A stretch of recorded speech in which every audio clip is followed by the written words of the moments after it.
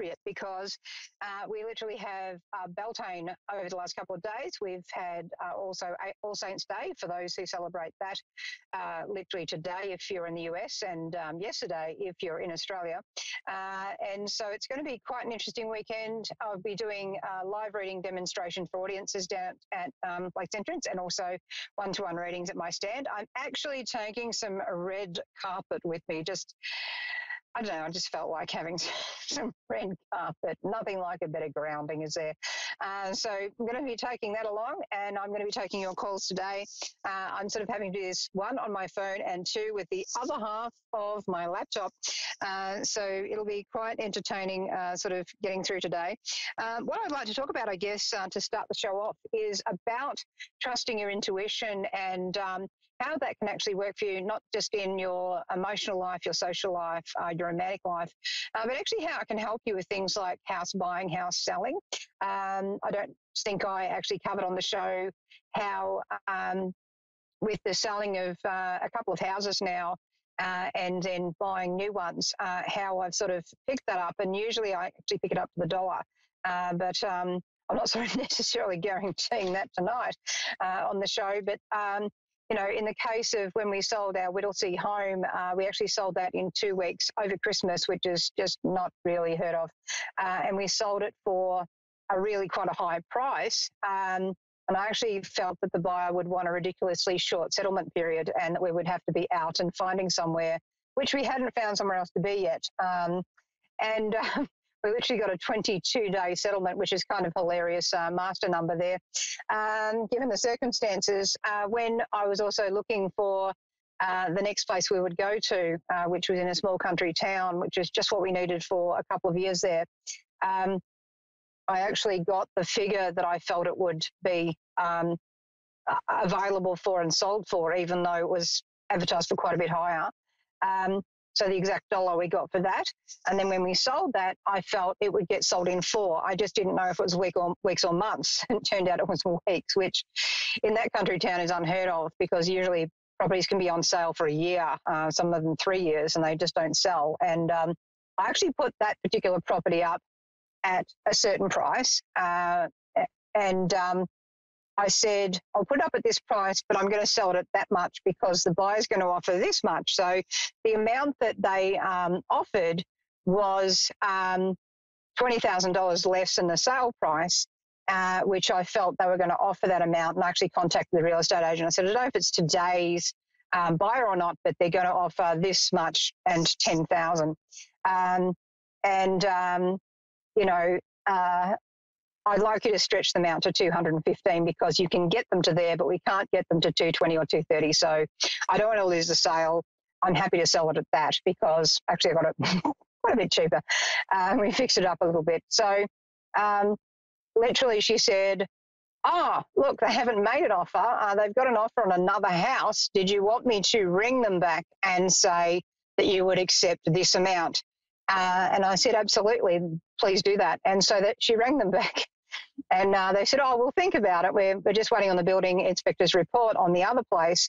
And so they came back on the Thursday, yes, we want an inspection on your place. We'll take the builder through to your place because obviously they weren't quite happy with the other one. They'd already kind of made an offer on. And sure enough, she had said how much I would accept. And they offered that number, 10,000, which was, so it was exact digits of what I was saying. The exact price is what they were offering. And I'd already said to her, no, stretch them out to that amount. And so she already knew what my closing amount was and where I could stretch to and where I couldn't. And I said, and by the way, they're going to ask for a 30-day settlement. And I really needed 60 or 90 days because once again, we hadn't sort of done that whole looking for anywhere yet thing. I mean, I had an eye on the market. I always keep a bit of an eye on the market. It's something in our family has always been around property. So it's sort of a bit of a weird thing I do. So I said, they're going to ask for 30 days. I really want 60. I really want you to try and get the 60. If they don't accept the 60 and they're ready to walk away, call me. I said, because I think they're not going to accept the 60, but I reckon there's something else we can do, but I'm not going to tell you what that is yet.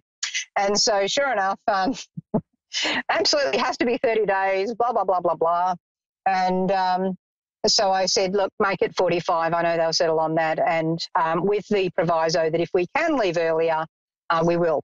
And sure enough, that's what they accepted, 45 days. And then the other place we sort of came across, and I was like, that's the one I want. I actually offered exactly what the bank valued the property at. And the bank valuation is very important with apartments in Australia right now, because apartment lending is really tight and very strict. We've got a royal commission over here at the moment on banking and malpractices, and so it's really not that easy to get finance at the moment, particularly if you're self-employed like myself. So basically, that bank valuation being exactly what I offered was perfect. That got me across the line. Yet the price the property was being put up for was a range that was quite different to that price. And so we were able to get that through. And because of the way everything was going, I needed to settle the other property first and earlier. So we actually ended up settling it on 31 days. So the first property, when we sold Whittlesea and moved to the country, I managed to get us into the new place in 19 days from not having anywhere to go to bang, there it is, 19 days, moved in. Kind of nuts, really. A little bit stressful, probably not advised. And the second one, I got us in on 30 days, once again, not having actually selected somewhere yet. So, if you're in a life crisis where you're sort of like, oh, yeah, how am I going to deal with this? There is always a way. There's always your intuition which can guide you. And, it's just about trusting that and following through with that. And I think the thing to hone the intuition is to practice on really small things first and to see that you're getting results, because then you're actually in line with your intuition. It's really happening for you. If you're getting those small things right, then you can actually practice on bigger and bigger things. And that's where you can be doing things like I do with, I'm actually literally backing a house on it. Because I literally do this as my job. So if I'm not able to help myself with that, then, why would anyone listen to me for them? So I think that sometimes there's a lot said about whether readers should read for themselves or not. I don't sort of see this as reading for myself. It's simply the guidance that's coming through. And so I'm really listening to and trusting that and going with it. And but if I was to sit there and spread out the cards for myself on this situation or that situation, you're damn straight I'm going to, probably have some influence going on there. But if I'm actually just listening to the messages coming straight through and really listening to that first feeling, it's going to be pretty bang on, because I'm only going to get that impression if I'm needing to get it. So just something for you to think about when you're looking at developing your intuition and using it in your life. Really start with the small stuff first. Make sure you're getting that pretty consistently accurate before you go trying to do things with houses, because, that can be a really big, tough decision. Meanwhile, let's get to it. We've got some callers. And thank you, everyone, for trying to reach out as well. We've got Tammy in Charleston, South Carolina, USA. Are you there, Tammy? Yes, ma'am. Hello, I can hear you now. That's beautiful to have you join me on the show. Now, what I can do is tune into your energy, and how I do that to stop me from copying the energy of everyone in the supermarket, including the people in the cheese aisle. Something about cheese. I usually use a date of birth to do that. Are you happy to give your date of birth? Doesn't have to be a year if you're not comfortable. Sure, it's fine. My birthday is December 11th, 1984. Brilliant. Thank you so much for that, Tammy. You're very smart and quick off the mark with things when you're dealing with people, and you usually find the solutions, even and especially when it's quite obscure or abstract or somehow unique and different and not so much usual. So you're able to kind of punch a hole through the less clear things and get straight to what's sort of important there. And I really feel that practicality in your energy as well, and a tendency to really just get straight onto it. You will, however, get a bit confused with your own emotions and how you want to do stuff. So it's interesting what I was saying about psychics having trouble reading for themselves, because I think I'm talking to you. So there's sort of at times, yeah. I think the thing is that you're so very clear for everyone else that you know, it can get a bit confusing when it's for yourself. And I think when that's happening, it's really good for you to just take yourself back to your heart chakra, which, you know, sounds a bit cliche to say the very least, but it's not. I guess that was like going to be one of my questions for you, because I feel like I can read stuff. Like, yes, you can. Absolutely, like, that question. I can. Okay. Yeah, I thought sometimes I started to think I was crazy because I could feel things before they happen, or I know things before they happen, and I dream things a lot. And, you know, it's gotten a lot stronger since I was about 30. And I just was feeling kind of crazy, right? Yeah, well, you're going to look. Put it this way: if you are sane, you will feel that you're crazy picking this stuff up. Frankly, when you're first getting into it, so you know, welcome to the club. It's okay. The thing to do is to always measure up and say, all right, is what I'm seeing actually turning out to happen in real life events? Tick, fabulous. That's happening because you've got that. Are people relating to and understanding what I'm saying and feeling that it's correct and relevant? Well, I feel that sometimes your indication of that is how annoyed they get. Yes, they do get annoyed. Very annoyed. My dear, all you've got to do is learn a bit of finesse. And finesse is really learning how to tell people the truth without making them want to kill you. That takes a bit of work. I've got to tell you, I've really copped that sometimes. Duck on, naughty. You know. Yeah. It's like... or learn just when not to tell people, maybe. Oh, yes, indeed. You've got to be so careful. You've got to have permission. And if you don't have permission, there are really cheeky ways to let someone know something without them knowing that you know it. And so this is where a bit of, in Tai Chi, we'd probably be talking about cloud hands, you know. Where are those hands going and what did they do?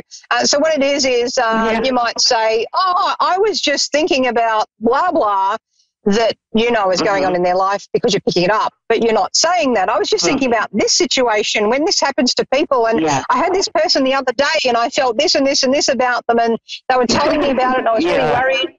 I felt like this and this might solve that. What do you reckon? And they're going to sit there going, oh, okay, you know, because they'll be going through that, and then they can then sort of, you know, decide that it isn't about them, but they will be able to still hear the message, and it's a really cool way to keep yourself nice and safe. Because I actually spent time as a youngster in a town of 850 people, and there was lots of cows, and some of them went to school with me, but. So, you know, being psychic was a little bit dangerous, I've got to say, especially around farm equipment and people with sort of funny ideas about that, you know. So keeping safe is actually important, and we shouldn't have to come out of the broom closet until we're ready, if you know what I mean. So it's really my grandmother was like recently talking to me about it, because I went to her and I was like, Grandma, like, I know this came from somewhere. Like, have you experienced these things, you know? And she told me that, yes, she had, but she had told me the same thing, that like she had to learn that you don't talk about it with people, and like, you know, it was something that was special and a gift, but that it was just that, a gift, you know. And it's a gift you can use. That's the thing to understand. I actually spent time in my teens and very early 20s feeling quite shamed and guilty, being told by priests that I should seek forgiveness. And it's interesting because some of those priests are now in jail, and one of them in particular that I actually met, and when he actually put his hand in front of me with a ring on it, and I actually looked at the ring and I looked at the hand, and I didn't understand I should kiss the ring because that just looked really dirty to me, and I didn't want to go anywhere near that. And I just went, and I just lifted my hand and I shook his hand, and he went like this. And he didn't actually say a word to me. You know, they thought I was possessed or something, possibly. But you know, there's been the need to I guess, choose our audience wisely. And this is why it's great talking to someone like me, talking to people that you meet that are open to this. And, there are psychic development groups around. You just have to find them. And, even, some of the groups around America, you've got your spiritualist groups, you've got various different types of meditation groups. And Yep, and I think it's really important for you to sort of, get into that. There's a lot of healing that comes from your heart that goes out to people, and I think the thing is that, in amongst those questions I was saying to ask, does this make sense? Does it come out in real events? And is it helpful? Is this helpful and positive? Because it's really important that people, when they're working with this stuff, come from an essence of humility and wanting to help people and help empower people to be their best self. And I can just feel that running through your veins, and pumping through that beautiful heart of yours. And I'd really love to see you doing things like Reiki training and stuff like that, because, 2018, guess what? It's your 7 year, and 7 is that very mystical number that deals with, it's a chariot card in the tarot, which in the Kabbalah tree of life links to what in English means fence. And certainly you've been having a lot of boundary issues with people this year, but it's also the spiritual, mystical number as well. So there is this reaching into the other side going on. It's my favorite number. Yeah. Hello, right? So this year's your 7 year, and I just feel as if you're going to find that you open more and more over the next couple of years, and I really kind of want you to pursue it. Don't let that sort of fall aside, because I think this is part of your being. Some people want to become a psychic, and other people simply are. And everyone has intuitive ability. It's just whether we feel ready to go there and learn to trust spirit. And I think learning to trust spirit, well, you're going to want a lot of proof, because you're a proof lady. You're all about proof. It's got to be real, And I can relate to that, but it's also about sometimes getting the proof and going, yeah, that happened. And I think this is, in your case, why, and many people's cases that might be listening, journaling is really helpful, because what it does is it lets you know that that did really happen. You've written it down on paper. It exists now. It can't be denied. And that's the sort of thing I'd really encourage you to use as well. Here. I think it backs me away, I don't necessarily know if, it's bad stuff, but I just know that, it scares me. I've lived in different houses where I felt and saw things, and, I'd be terrified. I'd be underneath my bed and, afraid to tell anybody, because if I told someone, I felt like somebody was going to think, I'm losing my mind. But I saw these things, and, they're real. They're real, Yeah. No, a lot of the things you're seeing are real. Some of them are fear-related and are imagination. But the thing I was saying about the priest before, what got me going on this journey in amongst a few pushes was I actually stayed with some nuns because I had problems with my children not sleeping. And, of course, part of that was because they were getting woken up at night by beings coming into their room. I would literally see them coming into their room and say, look, the kid's only 6-month-old. He can't work with you yet, just give him a break. But so it was the nuns that said, you have a gift and God doesn't make mistakes. God chooses who the gift is given to, in what way and how. And so because you have this gift, you actually have an obligation to use it. That's what was said to me. I don't want to put the word obligation onto what you're doing, but I just want you to feel safe to explore it. I feel it. In my heart, I feel that. Yeah, this is why I really, any Reiki groups, any meditation groups, any sort of spiritual groups, choose and pick them carefully. Go with your feeling on where you feel drawn to, and then you'll be led along the right journey anyway. And the different houses you're feeling things in, yes, they're impressions and imprints of past experience. Sometimes there can be spirits hanging around houses, and other times it's simply a memory. I can walk into a memorial hall and I can see the history of that hall in front of me. I can see the dancers from the 50s. I can see when it was a movie theatre. I can see the boy running up and down the stairs. And I'm like,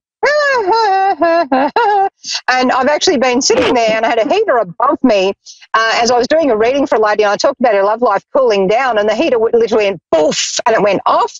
And as I started talking about things to do in the relationship, and I said, and then I believe that will switch the warmth of your relationship back up, boom, the heater went back on. And I'm like, you know, it was the only heater in the whole hall that did that, but this was actually the theater with the movies and the ballroom dancing and the 50s dancers with the swing dresses. And I'm just watching that while doing readings all day going, well, this is exciting. It's why I like when I'm doing readings at a stand, I like to not have a gallery above, because half the time when people have been walking up and down a gallery in a open exhibition area, they've been walking the upstairs area where they can look down. I'm actually seeing them doing that, even though they're not currently there. So sometimes I'll be seeing spirits, other times I'm seeing impressions, and I believe that's what's happening to you, which is why I'm explaining it. I believe there's a lot that you can do with your energy. Yeah. I'm so glad, because I was wondering, like, what I was seeing. I have a question for you. If you can see into it, maybe it would give me a little peace. My father passed away in 1997, and it was an automobile hit and run, supposedly, but like none of us ever felt really comfortable with it, and there were a lot of stuff that were around the case. Was it in fact an accident? Like, can you see anything or feel anything on that? Like, I've never been able to, and I think maybe it's because what I'm getting with that is I feel like it's nighttime, and I'm getting a lot of glowing going on that I'm trying to understand. Was that at nighttime? You were aware of that? It was at nighttime. Yeah, I'm seeing an orange glowing, and that to me, it could look like a fire. It could look like, I'm just not sure whether that could be some kind of flashing light. The gentleman who hit him actually set his vehicle on fire. Hello, right. Now I understand, because I'm seeing the fire.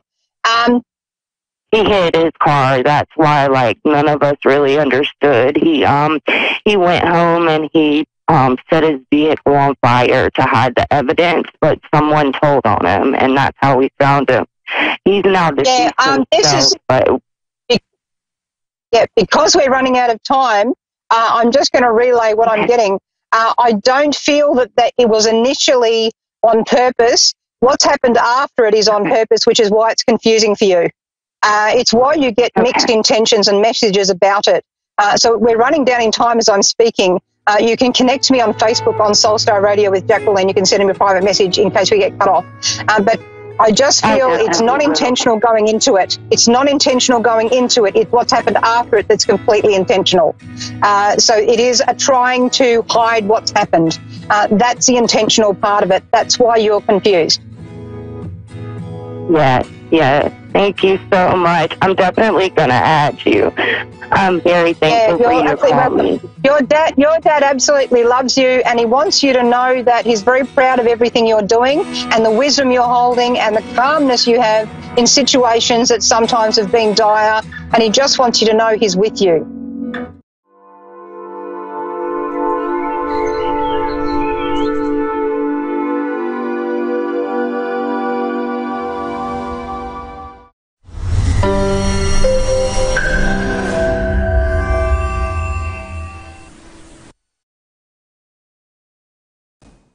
Hi, I'm Kathy, and thanks for watching Moonstruck. And now, back to A1R on the Air, Psychic Talk Radio, now on Moonstruck TV, enlightening television.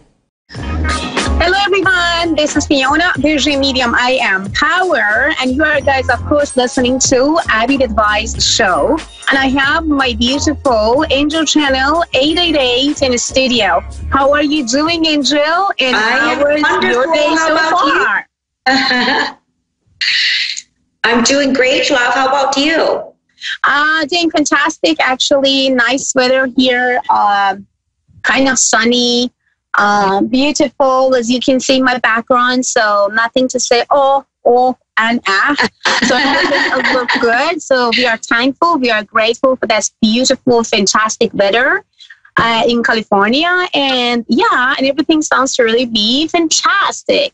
So how's it going, Angel? How was your week? And is anything kind of like, do you want to tell us as a fun things that happened to you, to your family, maybe to your love life, maybe personal life?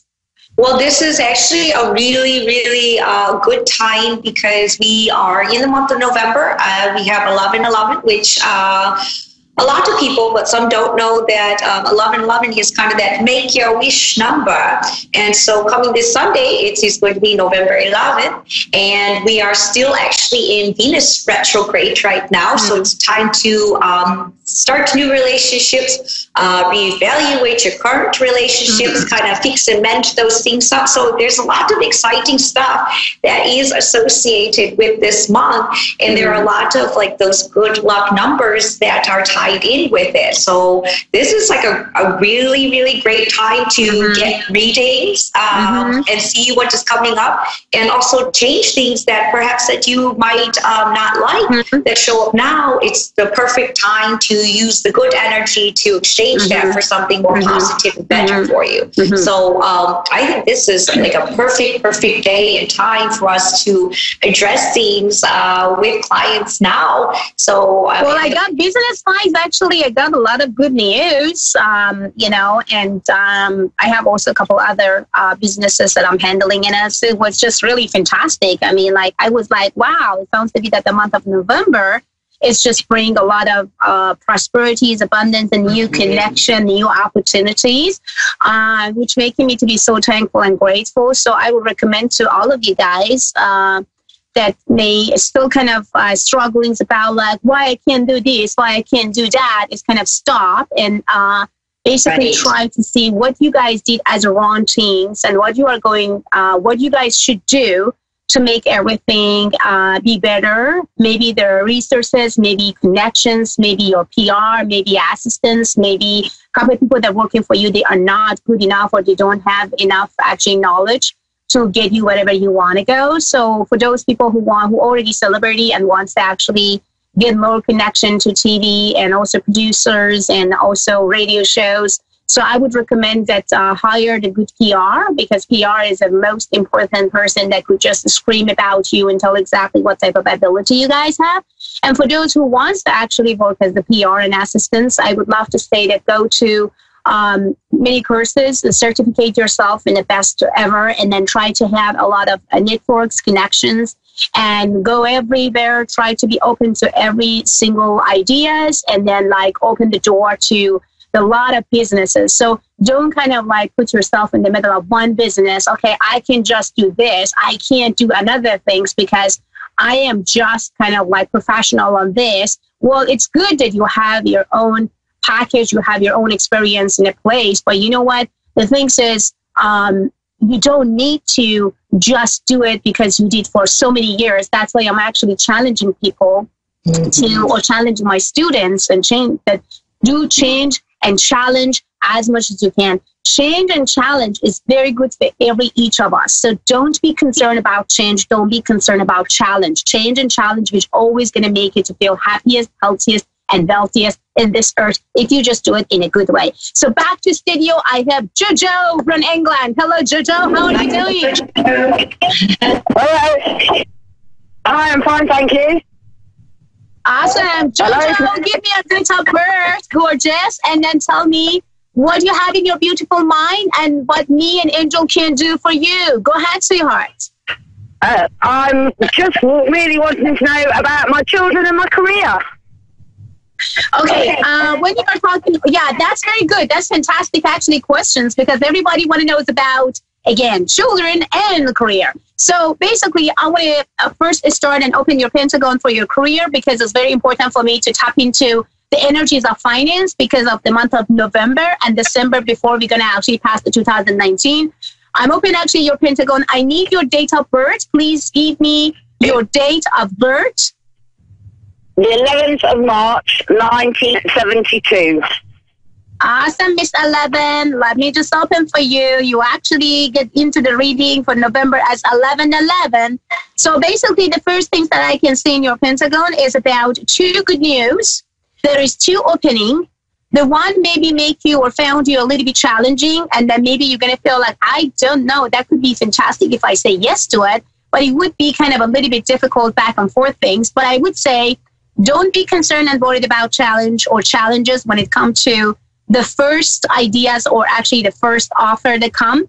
And number 2, I would say the real change, which is going to make you to feel extremely happy and very connected to universe and put you in the same frequency, would happen almost around the 23rd and the 25th of the month of November. So basically, whatever you do, wherever you go, with who actually you are talking to about your business or about whatever you are trying to kind of like catch and into, I wanted you to do it after the 23rd and after the 25th of the month of November. This is my reading to you about career. When it comes to children, I can see that there is a strong, powerful connection in between actually the happiness, love, and joy, and also treat, and some good news that has to do with your kids. So basically, I would say when I put all of them together and I make it as a package, I would say your rear transit, which will absolutely impact your family, career, and also your love life and your personal life in a fantastic way. It would be almost by the December the 5th and December the 9th. That means that you have to drop all your anxieties, all the crazy thoughts, all the energies that come to you and maybe make you to feel kind of nervous and put you in the challenge of what if and what if and what if. So I want to say goodbye to all what if. Lay back, relax, and put yourself in the receptive mood. Ask and receive. You are going to be fantastic, and you don't need to be concerned about anything. This is actually my reading to you on the Pentagon, and I wanted you to remember of those dates. Now, I would love that Angel Channel channeling with her angels and telling you what month of November and also 2019 will have for you and your family and money and prosperity. Go ahead, sweetheart. Great. Jojo, something it's actually showing up in your aura, in your auric field, is you wanting to move forward, but also it's like you have to shed this other layer, right?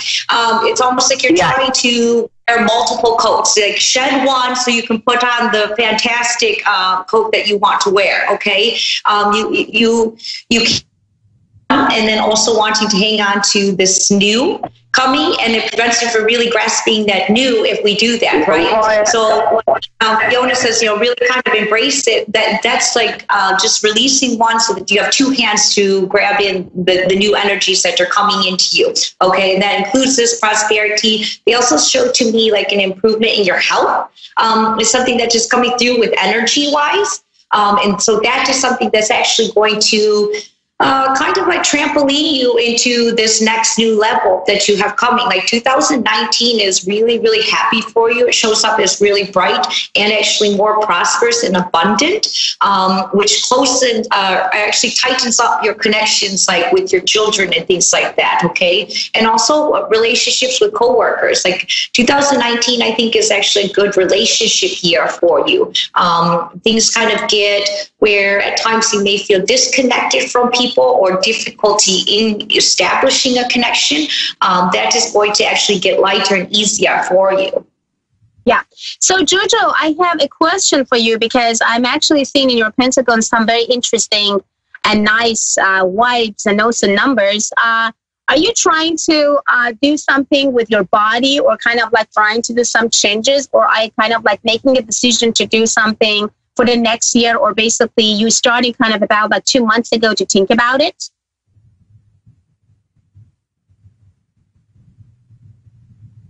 Are you there, Jojo? Jojo, can you hear us? It sounds like we lost Jojo. Yeah. Okay, we may have another caller. Let's just go back again and says, hello, do we have another caller? Our producer? Hello. Hi. Hello. Hi, how are you? Good, how are you? I'm doing fantastic. Thank you so much, gorgeous. Darling, give me your date of birth first, and then tell me what you have in your beautiful mind and what we can do for you. Go ahead, sweetheart. Okay, my birthday is 6/4/90, and I have had go ahead. Yeah, go ahead. My year just started out completely chaotic. My life flipped upside down, not necessarily for the bad. And I would like to know if my angels have any signs for me, any words for me. Am I doing good? Okay, so let's just because you asked Angel, so I wanted that first Angel is going to start it for you. So Angel, please start with the channeling of Angel, and then I'm going to communicate with the Pentagon and tell you the rest. Go ahead, Angel. Right. Okay. The first thing, darling, that is showing up to me with that is, yes, you are doing okay, and you are on this right track. Where you started off feeling like things were really rough for you, that was like a shake up and wake up time for you. They're showing me all the symbols around you in your auric field about we had to at times pull that rug out from underneath you. Otherwise you would have remained in that same path that you already felt kind of like you couldn't see it yielding you something really, really positive and good.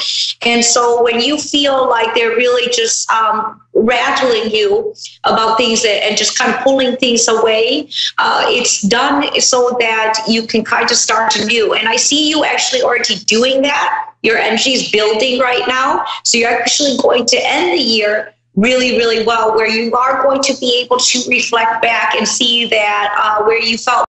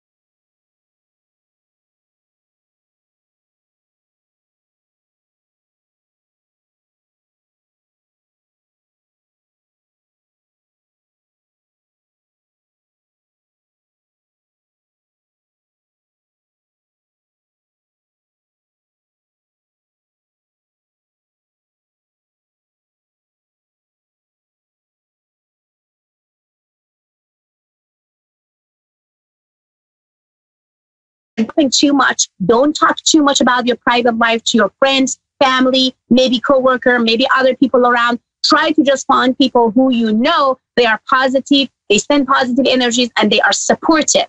Sometimes you don't need to have anyone who's going to tell you what to do and not to do, because you have enough energies inside, and you have enough into your whatever you have right now in your brain and subconscious that you know exactly where to go. But people who are around not really into what you are doing, they're making you to be confused, crazy, not to go, it's kind of changing, it's challenging, back up, don't do this, don't do that.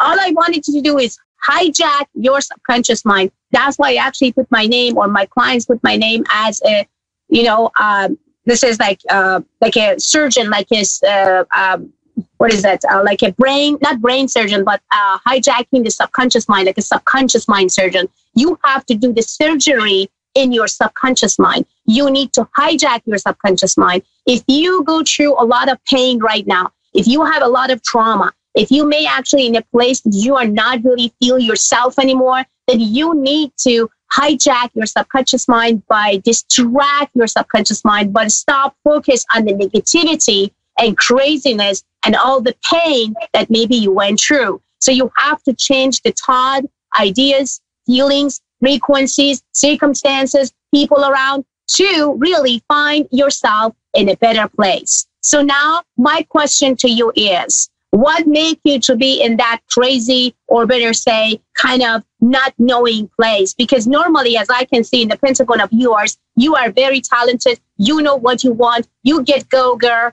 and you always helping others. What made you to be in this place? Relationship, and mine, I guess, a mentally abusive relationship. It just kind of puts a dampener on you, and it darkens you a little bit. And like you said, I've overcome a lot of that, and I'm still doing that. But it's definitely just the darkness of the past that just kind of creeps up a little bit, and I'm trying to completely defeat that. It's not a darkness, baby. It's that you victimize. I can even feel and sense it that you victimize yourself a lot. And stop to be a victim. Stop acting like a victim. When you victimize and continue to victimize, you would never forget about that abusive relationship. You're always going to feel that you have the pain. You're always going to feel that these emotional scars will never heal. And I'm never going to find some man or any type of the man that could not be as crazy or as stupid as my ex was. So I wanted you to stop victimizing yourself. I wanted you to look at yourself. I don't want you to look at yourself as a victim. That is the most important part. Past is past. Goodbye. Abusive relationship. Don't even say that. Don't even put it in your subconscious mind every day. Oh my God, I'm actually coming from an abusive relationship. I can't really get over it. It's kind of hard to do that. Don't even say that word again and again and again, because by using these words again and again, your subconscious is going to say you are a person who's been victim. You're going to continue to be a victim, and you're never going to find your peace and happiness because you've been in an abusive relationship. So I wanted you to hijack it. I wanted you to say goodbye to whatever I was in the past. If someone tell you about or ask you about your past, or even your ex just says, well, you know what, we couldn't really, having some common sense kind of relationship. So that's it. I don't want you to go into the detail. I don't want you to tell even to yourself, oh my God. Exactly been my, when somebody has asked me, that's kind of been my response is, we just agreed that things were not going to work out. Then I was very positive. Yeah. Anytime someone's asked me, I've been very positive about it because I don't want it to seem that I'm dwelling in it. And I try not to let anybody else know that I'm dwelling in it, but internally, I completely am. So if I ask I'm glad that you're saying that because I need to not. So if I ask you that, what was your relationship, your last relationship? Like, have you been in a good relationship with your ex? And can you explain your last relationship? What are you going to say to me? We were good. It was just that I think we just kind of fell out of love for each other. But in the long run, now that I've had an out-of-box look at it, I realized what went wrong, and it was a very controlling relationship that I didn't see until I was out of it and realized that I really wasn't living to my full potential. I wasn't being the person that I should have been. I was completely changing and trying to morph to be perfect for somebody else when that is not the case. And I have a lot, as you said, I'm very talented. I have a lot of personality. I have a lot of me, and I realized there's no reason I should have ever changed or held that back from anybody because this is me. I love it. I love it. You know what I love about the conversation right now, right after 2 minutes when I told you stop even victimize? Well, you just tell me you're not a victim. You're a survivor. And a survivor always going to survive and will always find a way to get out from every single drama, foggy situation, dark moments, and any type of the things. So I'm super happy for you right now. So I would definitely say you are really fantastic. I'm not even worried about anything. I really feel extremely connected to that energies right now. And I wanted you to continue to be that way. Don't even say to anybody about abusive relationship, this and that. Just say, this relationship didn't work for me. We actually send a blessing to each other. And that's it. Thank you so much. And don't go deep inside a conversation with people. And if you ever want to help any family, friends, maybe actually being in that type of the relationship, just say, well, I have a couple of experience that I have to tell you, which is I know that you have that personality, you helping others, you always gave others a lot and awesome ideas. But when it comes to yourself, sometimes you feel like, you know what, I don't know even what to do. I don't even know who you have to talk to. That's what I wanted you to not talk to too many people around you. Not everybody should know about your private life. And I wanted you to talk to people who are supportive, having a positive energy, and really going to make you to feel happy and healthy again. So we don't have so much time, maybe about 2 minutes, but I would love to tell, go to avidadvice.com, sign up. And if you do it now, I think that Avid Advice will actually give you 5 minutes to talk to any advisors. So, and there is a lot of advisors there that could actually support you. And sometimes it says like talk to the right people and right person, which they're going to give you the good advice. And they are certificate. They are real psychic. They are not a therapist to just like make a therapy on you. They're just actually a psychic. They can feel, they can sense, they can connect and tap into your energies. So, and you can find any advisor you want on avidadvice.com. So go to avidadvice.com, sign up. Don't concern about your future. Your future is shiny. Goodbye about the past. You hijack your subconscious right now. I hypno your subconscious right now. And I wanted you to really, really listen to me. There is no past. Everything is gone. And from now on, I am moving forward to the light, shine, happiness, worthiness, connection to divine, and nobody and nothing can stop me. And we have just 60 seconds. Have a great one. And hello, guys. This is again Ender Channel 888. And this is Fiona. There's your medium. I am power that we both can be on avidadvice.com. Have a great one. Bye.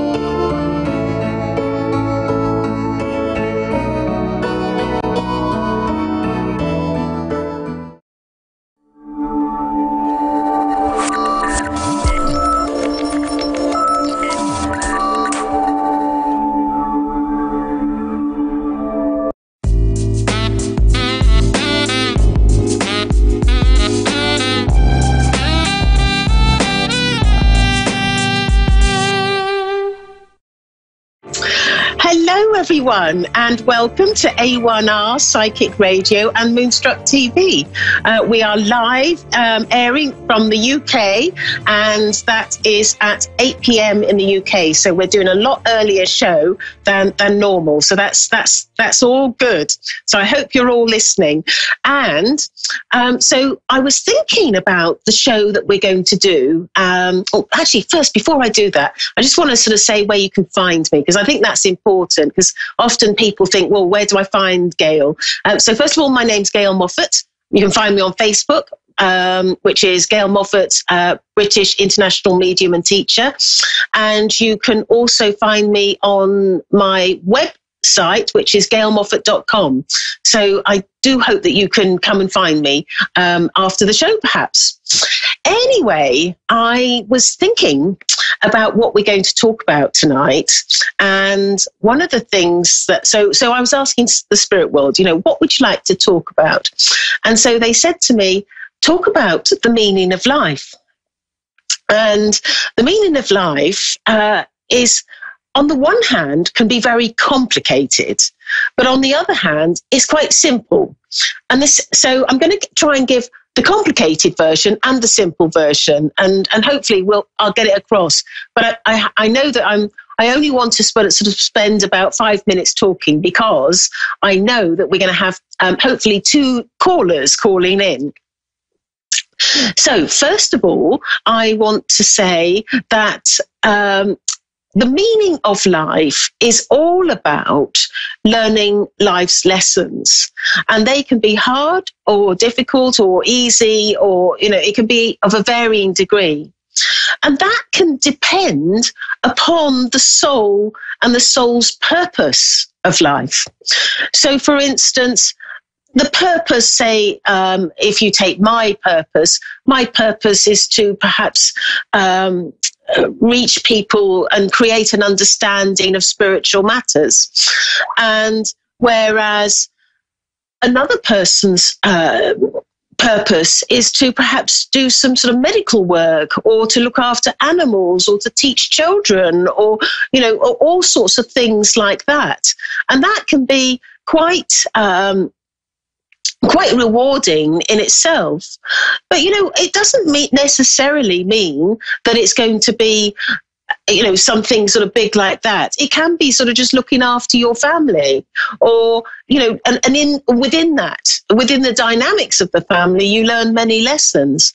So, it's quite sort of extraordinary when you think about it. And one of the things that I've learned over the last year, and done a lot of work on reincarnation, is just exactly how environmental we are as spirits. We recycle ourselves, and there is such a thing as reincarnation. Absolutely. And I know that for a fact, because I've done a lot of reincarnation work on myself and discovered lots of lives that I've been involved in, which is and has made sense to my life and my sole purpose today. And there's been times when I've watched near-death experiences on YouTube. There's lots of them. You can go onto YouTube and see lots of them where they talk about how, their body rose from the hospital bed, and they were on the ceiling looking down, and then suddenly they saw a white light and a tunnel, and they started moving down the tunnel, and then lo and behold, they found themselves in the spirit world, or heaven, or whatever you want to call such a place. And they often meet up with loved ones and relatives. But one of the things that I find interesting is that a lot of people have reported that they have understood every aspect of their soul and their spirit when they came away from their human body.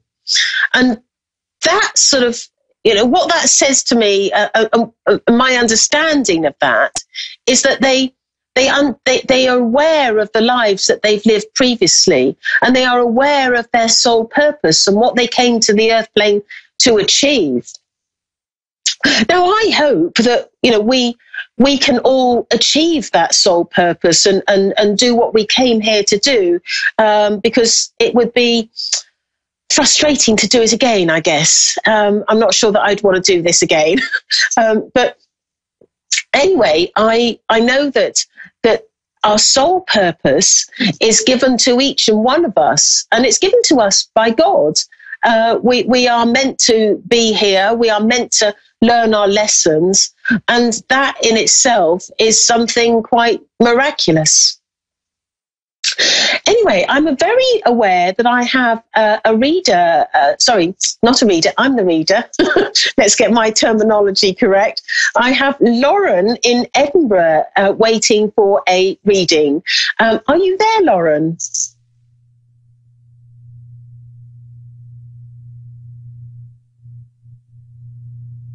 And so I know that she's just preparing herself to get ready for the call.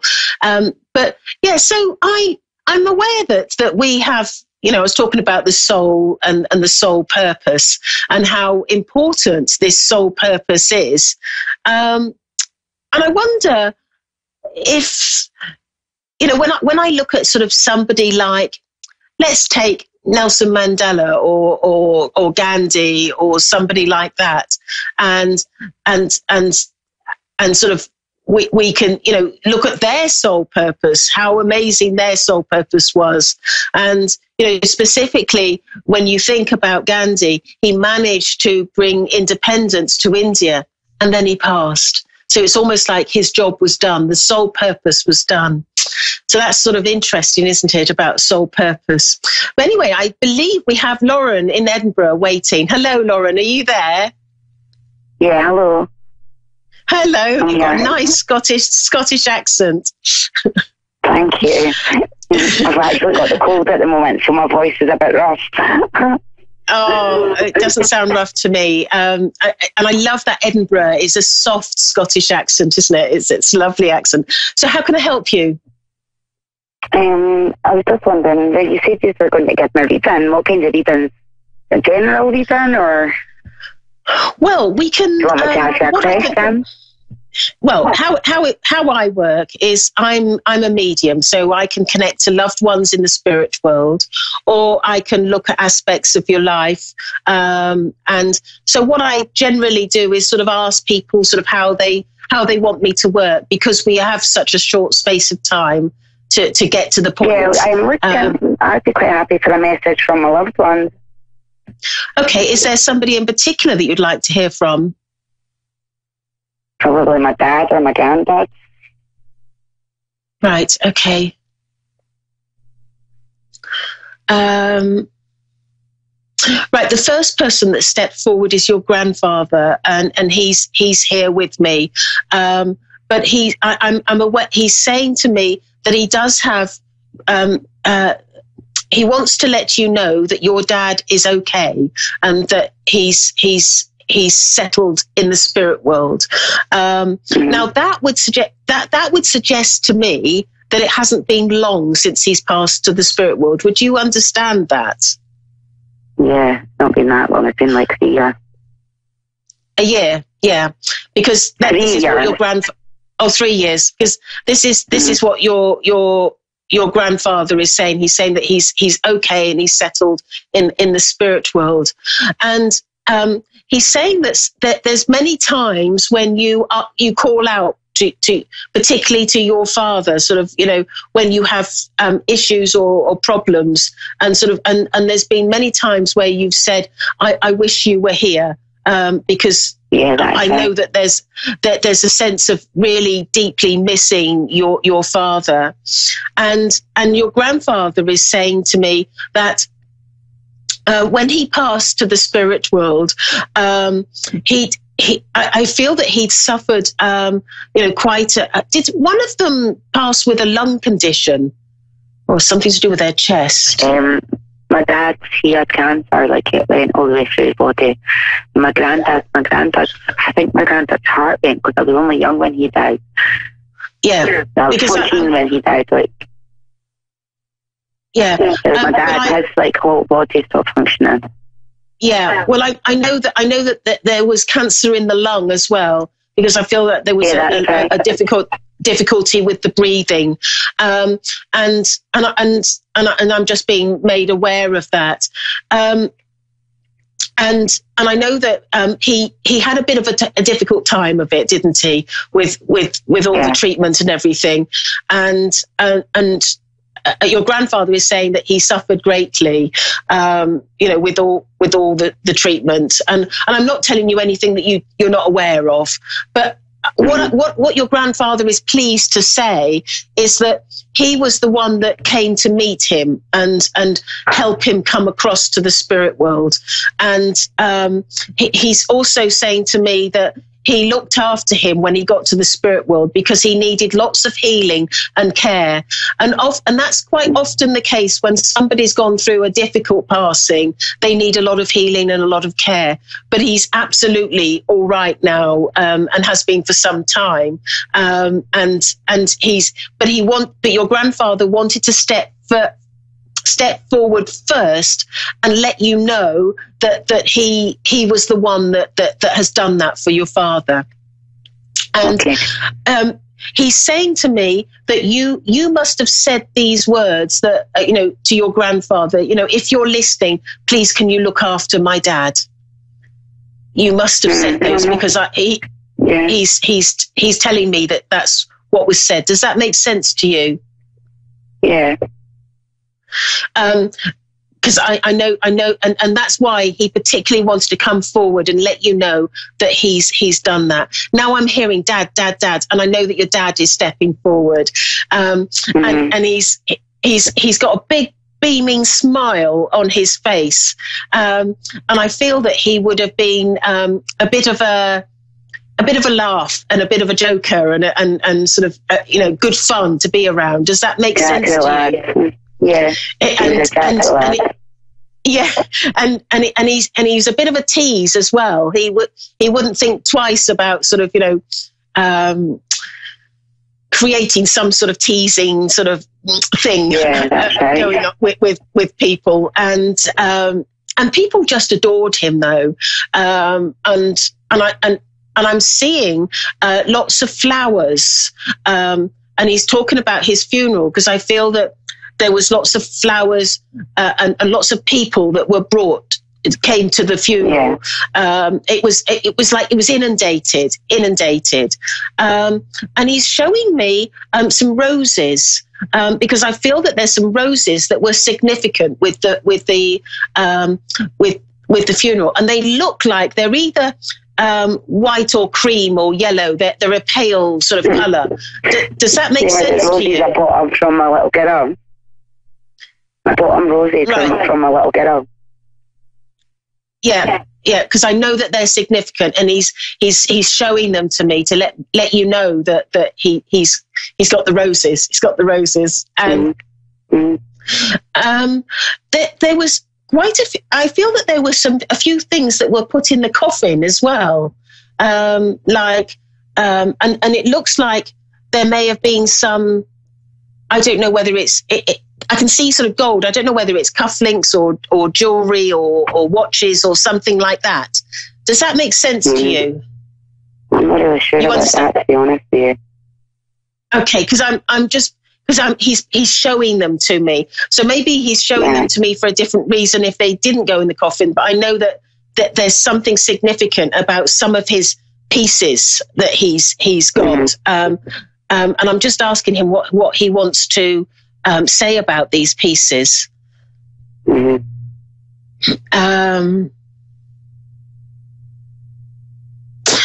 Is there a younger male in the family that would have some of his stuff? Yeah, my brother.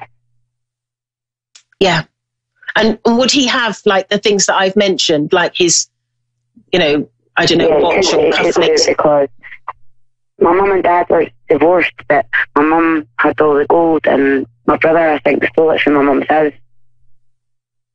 Because he's showing me literally a pile of gold things. That's what he's showing to me.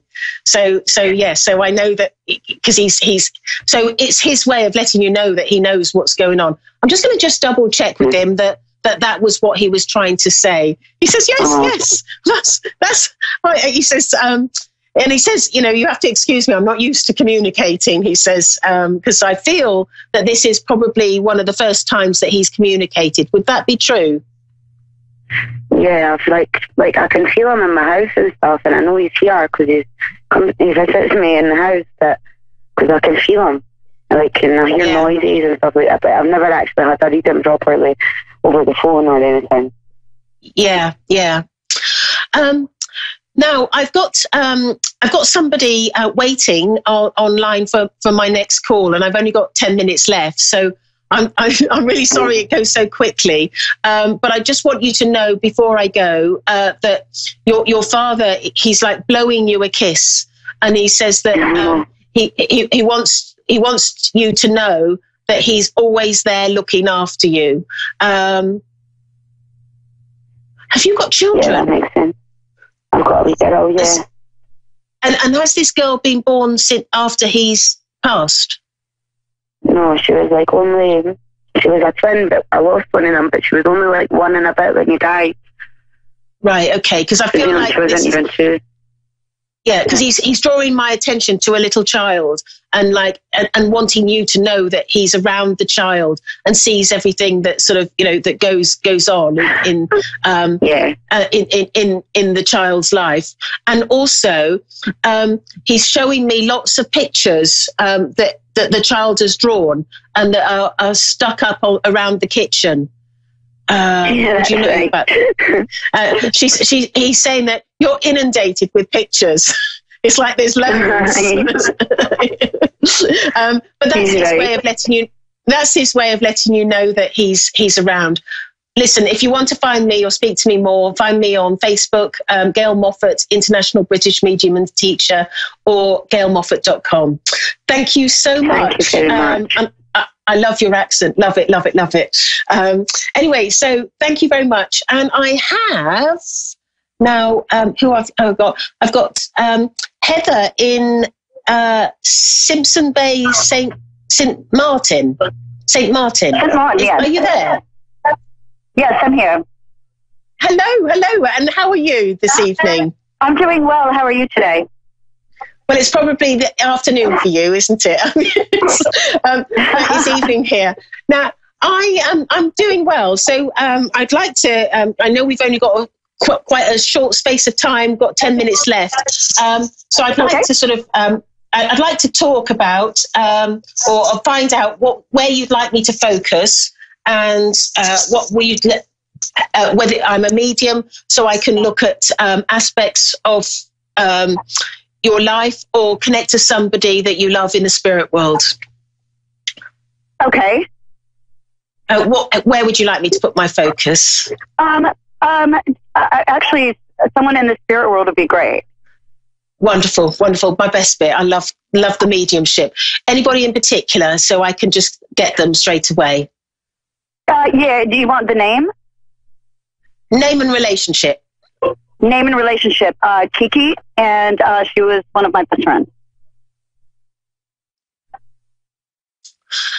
What I want to say about Kiki is I feel that she's showing me. I feel like she's quite slim, and I also feel with her that she's very attractive. Does that make sense to you? Yes. Mm-hmm. And I feel like she's got wavy hair as well. Yes. And it's either it's flitting. It's sort of like a black and white that I'm seeing it in my clairvoyance, but it looks like it's fair in colour as opposed to dark. Well, no, she actually got dark hair, but she's fair skinned. Right. Well, as I said, it was in black and white that I was seeing. Right. Yeah, that makes sense. But I know that she's got wavy hair and she's very, very attractive. And yes. and I feel that she would like to look after herself as well. She was well groomed, and I feel also that she liked her clothes and took quite care over her dress and her appearance and everything about her. Right. Because we've only got a short space of time, I feel like, I've got her. So I'm going to sort of let her talk to you as opposed to bringing in more evidence, because I think we've done enough evidence. Okay. So what would you like to say? Oh, I want to know if she's okay. Yeah. Well, I just want to know if she's okay where she is, whatever. I just want to know if she's okay. Yeah, well, you have to excuse me because I was asking her that. but she's saying to me, did she have children? No children. She had a couple niece and a niece and a nephew that were very close to her, though. Right. And have you shown sort of care in some way to them? I'm not sure. I'm not sure. She left suddenly. I mean, nobody was expecting when she went. And so it's been hard on, it's been a few years now, but it was hard on everyone when she was young. Well, the reason because I just get the feeling that you have,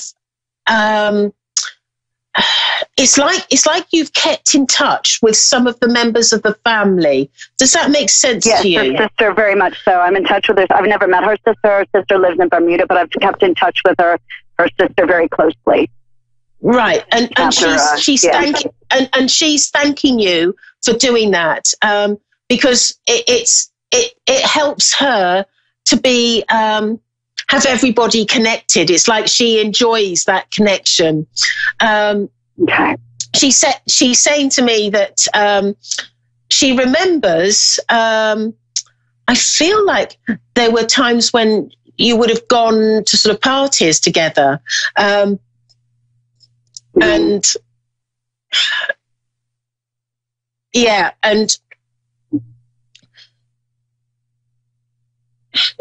she's showing me like being infatuated with a young man. Does that make sense to you? Yes, very much so. Mm-hmm.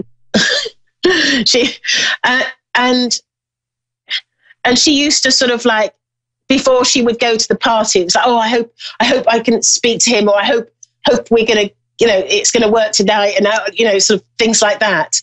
And she's sort of remembering that about her. But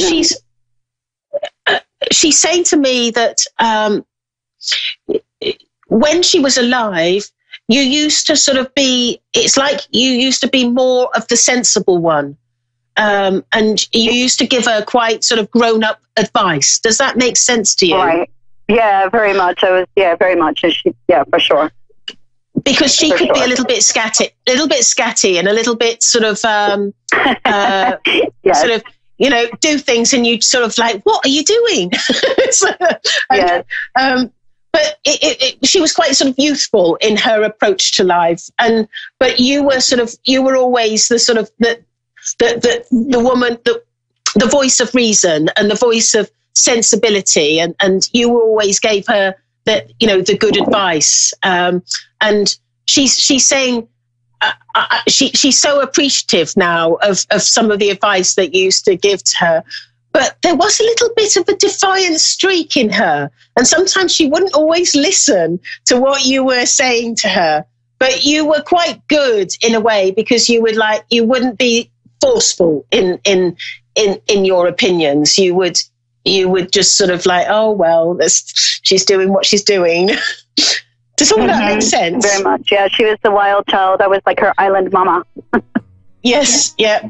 And she's showing me some teddy bears, like stuffed animals, not real ones, but toy ones. And it's like I can see them all on a bed. And I know that I don't know why she's showing them to me, because I feel like there's a connection to you and her with those stuffed animals. Does that make sense to you? That makes perfect sense. Perfect sense. Because I wouldn't be at all surprised if you have some of them. I do. Or did. I do. Yeah. And she's acknowledging that. No, we're sort of running out of time. Have you got a quick question before I have to go? I mean, like I said, I just wanted to make sure she's okay. That's my biggest worry. It's like, I mean, the way she, took her life was horrible, and I just want to make sure she's okay now. So she says that she's more. She says that she's more than okay, and good. She says it took her. She said it took her a long time to adjust to being in the spirit world, and she's had to work through a lot of things because there was a lot of pain in her and a lot of hurt to do. And I feel like I want to look at my parents that hurt me, but she's saying to me that she's okay now.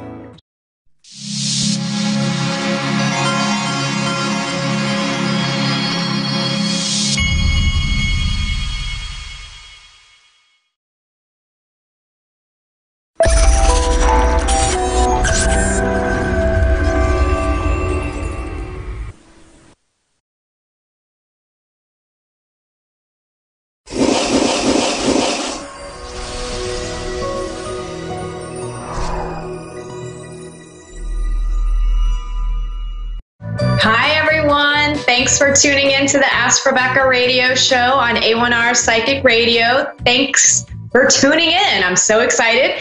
Hope everyone had a great week. So yesterday morning, I had a pretty intense vision that I interpreted to mean that we currently are and will continue to be for a while longer, purging and healing traumas from minor to major this lifetime and every other lifetime that had to do with our mothers. And I mean, not only mentally and emotionally, but on a DNA level as well. So, some of us have had really great relationships with our moms. Some of us haven't had such great relationships, or even if you've had a good relationship, I'm sure, some of us aren't always getting along. Most of us have powerful, powerful connections with our pets, and they evoke strong emotions within us. Some people have a loving, healthy relationship with their pets, others not so much. Regardless, there's healing happening there too. I feel pets will play a significant role in the lives of people who are having a difficult time with this ascension process. So if you're a pet owner and you're struggling, having a pet around makes a huge difference. Now, I also saw people having more experiences with crossed over loved ones or seeing and feeling things they never have due to the veil pretty much being non-existent right now. Personally, I feel the veil doesn't really exist any longer. And if you aren't having any experiences, it could be because you're not open, aware of, paying attention to, or you're simply just not interested, or you haven't worked on expanding your consciousness by getting real with yourself about your own baggage, right? There's a lot of self-reflection and work that has to go into expanding your consciousness, a lot of trust, a lot of things that go into this. So, the way I see it is you can't see through a dirty window pane and you can't successfully use a broken antenna. And so it's getting right with yourself. And then maybe you're going to start experiencing some of your own gifts and abilities. Now, I feel like everyone is experiencing something, but you're just not maybe conscious of it or putting two and two together. But all of that stuff is going to start becoming more and more into your awareness where you have a deeper understanding of this. I recommend start by practicing meditation and confronting your own demons. Another thing that I saw was two people walking side by side in a crowd when all of a sudden this burst of light came from within them, turning them into light and a hologram And, you know, if you've ever seen spirits or the way that I've seen them, they kind of look like a hologram. They're there, but they're not there. And then these two, again, so there was like this burst of light coming from within these two people, and they were a light hologram, and then they merged into one light, and with another flash, they were gone, which I interpreted to mean this is an expansion in consciousness that we're going through. That's happening right now is going to culminate with the separation of the light from the dark. And those of us who carry a vibration more in line with fourth and fifth dimensional frequencies, who are more on the loving, forgiving, and caring side, will be separated from those of us who choose to continue in the third dimensional energies, which embodies more of the duality, you know, good and evil, happy, sad, all of that stuff. Now, the even bigger picture of that is ultimately once you have expanded your consciousness to the point of having had every possible conceivable experience imaginable in this universe, you merge with Source, or what you may call God. So you're going back to God, right? I feel like there's going to be some amazing times ahead, although we have to get through all the old systems and structures that are collapsing. Earth has a soul too, and just like we are healing and purging, so is she. So there will continue to be earth changes that are happening. Okay, quick announcement. Beginning next Friday, November 16th, I will be launching Free Question Friday on my Instagram and Facebook pages. If you're interested, be sure to follow one or both of my pages so that you can get in on the action and ask your question. I'll be responding randomly to questions all day long throughout the entire day. And I'm going to start doing that every Friday just to give back a little bit. And I'll be posting about it all week long, more information. So if you follow me, you will know. All right, let's get into what you can expect for the week ahead, which runs from tonight through to Thursday, November 15th. These are general predictions for everyone in areas of work, love, finances, health, and spirituality. General themes, this is another week of decisions. It's time for an important decision. This decision may be made by you or someone else. You may have no control over the decision, but you do have control over your response to it. And even if you don't like the decision, remember it will lead you to where you most need to go. If it's your decision, then make sure you're deciding wisely and you're using all of your entire being, right? You're thinking about it, you're doing research, whatever it is, you want to be smart about your decision. Try not to fall back on default decision making. And once the decision has actually been made, then it's time to take clear and decisive action so that you can help it come to fruition. Now, it's also another week of mastering your courage and fearlessness. Walk the path of the lion. Lions walk with a natural authority wherever they go. Embody this energy and radiate it outwardly. If you have to fake it temporarily until you feel it, by all means do that. You know, do what you got to do. You could see some synchronicities that bring lions into your awareness, signifying you either need to be courageous or you are being courageous. They could show up in anywhere in your reality. You may even hear a news story or two that has something to do with lions. Having a great day or a bad day will also be coming up in some ways this week. Are you having more good days or are you having more bad days? For some of you, I feel like you could get hooked into some sort of drama that pulls you right out of having a great day. If that happens, stop whatever you're doing and get back to your place of Zen. For the most part, I feel everyone is going to notice, yes, I'm having a great day. You'll be feeling more oneness. It's all about becoming aware of the fact you do have more positive days than negative ones. You maybe just choose to focus and dwell on the negative experiences more than you do the positive ones. So the universe is trying to get you to flip your perception and keep you positively charged. Now, you could be feeling charged up and full of energy this week. Your self-confidence is increasing, which is going to help you accomplish your goals. I feel positive messages around work and career coming for some of you, and lots of feel-good vibes, uplifting energy and support. You could have Aries, Leo, or Sagittarius people in your life lighting a fire under you to help motivate you. You could also have a few that are good friends that may be a bit self-absorbed, yet they bring it this week when it comes to your friendship. So there's lots of good vibes there.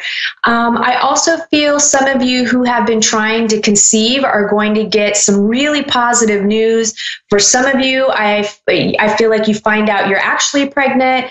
For others, you start working on baby making, and then there are those of you who may have had some fertility issues that end up having some light shed on them so that you can be successful the next go around. So I just feel like you're going to get answers and you're going to get results. And if you've really been trying, I do feel you will be successful.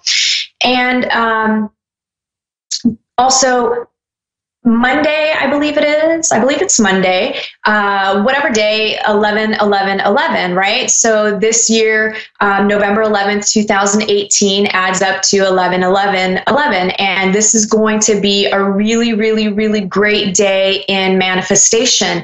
So I highly recommend maybe meditating, maybe doing a vision board, whatever works best for you in putting all of your attention and your focus and your energy into the positive aspects of your life and the things that you want to create and bring to fruition for you. Monday, or the 11/11 is going to be the great day to do that, okay?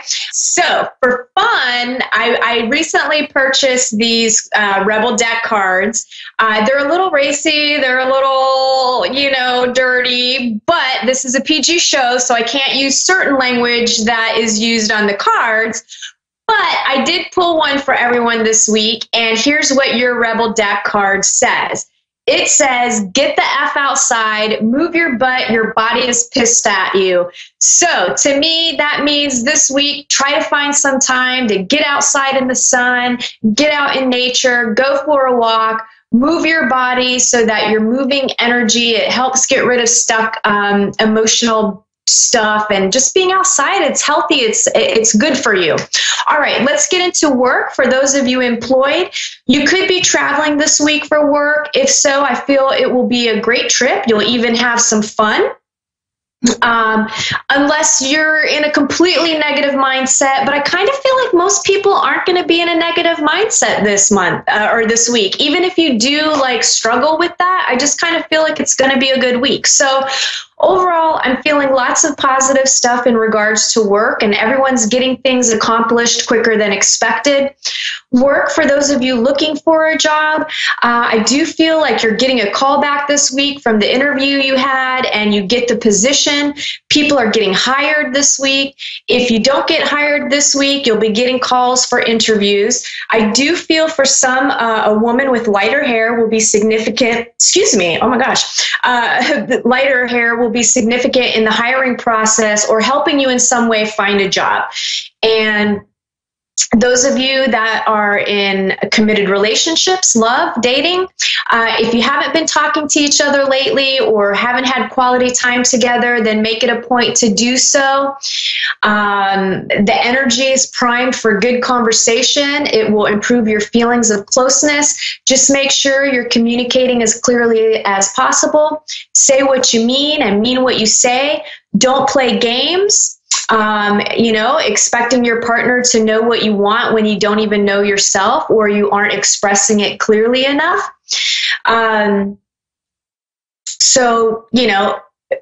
If you keep it simple with, I want this, I feel this, I like this, I don't like this, and so on, I think you'll have successful time with your conversations. Those of you that are looking for love, this last part of Venus retrograde is really bringing some love connections. I'm feeling some of you will meet someone new through your work. I feel some of you could be meeting someone through a friend. Could be someone with lighter colored hair. So a friend, an acquaintance, or even a stranger that will help you in meeting someone, right? It could be indirectly or directly. Now, it's also a great week to get out and socialize with friends and to mingle, to meet new people. You know, just for an example, like when I was single and we were out there dating, I'm not sure how many of you watched a show called How I Met Your Mother, but they used to have this thing where Barney would basically walk up to random women and say, "Have you met my friend Ted?" Right? So that's something that we used to do even for fun. So we'd have a friend that wanted to meet somebody, some cutie standing in the corner. We'd go over together and tap the guy on the shoulder and be like, "Hey, have you met my friend Crystal?" And then leave Crystal to have a conversation with this new person. And if they hit it off, great. No, regardless, it works like a charm, especially if they've seen the show. And, you know, just have fun with dating. Like, trust yourself and the universe to bring you the love and support that you need. Just get out there, have a good time, and try not to overthink things. Finances, money should be flowing more easily this week, and because of that, some of you could be tempted to go shopping, so careful. I do feel some of you could put some TLC into your home environment, or you need to put some TLC into your home environment. But again, just be mindful about a budget. It doesn't have to be an expensive, you know, remodel or TLC, whatever you need to do. It just needs some touch-ups. Health, I feel like most of you will be feeling good this week. There's a caution for some minor sprains and injuries. I also feel a few of you healing from injuries, and you may try to overdo it this week, and you could potentially re-injure yourself. So again, be careful. And once again, I'm also feeling pregnancy here. So if you're trying, I think that's fantastic. I feel like there's going to be a lot of lucky people out there that have been working hard to get pregnant, and you will. If you're not trying to get pregnant, make sure you're using protection. And I also feel like it's a great week to get in some rest and relaxation. I know we're disappearing out to the beach this weekend to do just that. And spirituality, I feel several of you could be getting introduced to a new way of looking at things spiritually. I just feel a lot of people waking up more and more, and you're yearning for answers and seeking for deeper understanding and spiritual experiences. This could be heightened for you this week. So, you know, if you're experiencing anything unusual, hit me up. I always love to get deep and share stuff that isn't so mainstream. I'm working on doing that more publicly.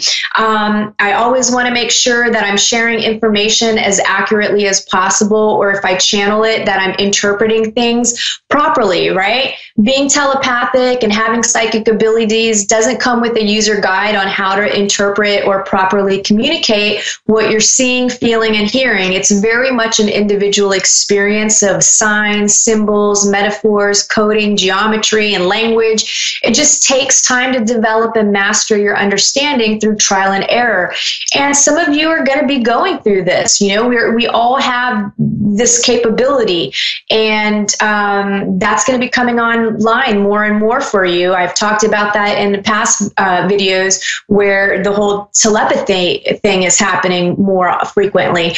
So if you experience that, you know, you have any questions, feel free to reach out to me. My website is askrebecca.guru, G-U-R-U. You can email me at askrebeccatoday@gmail.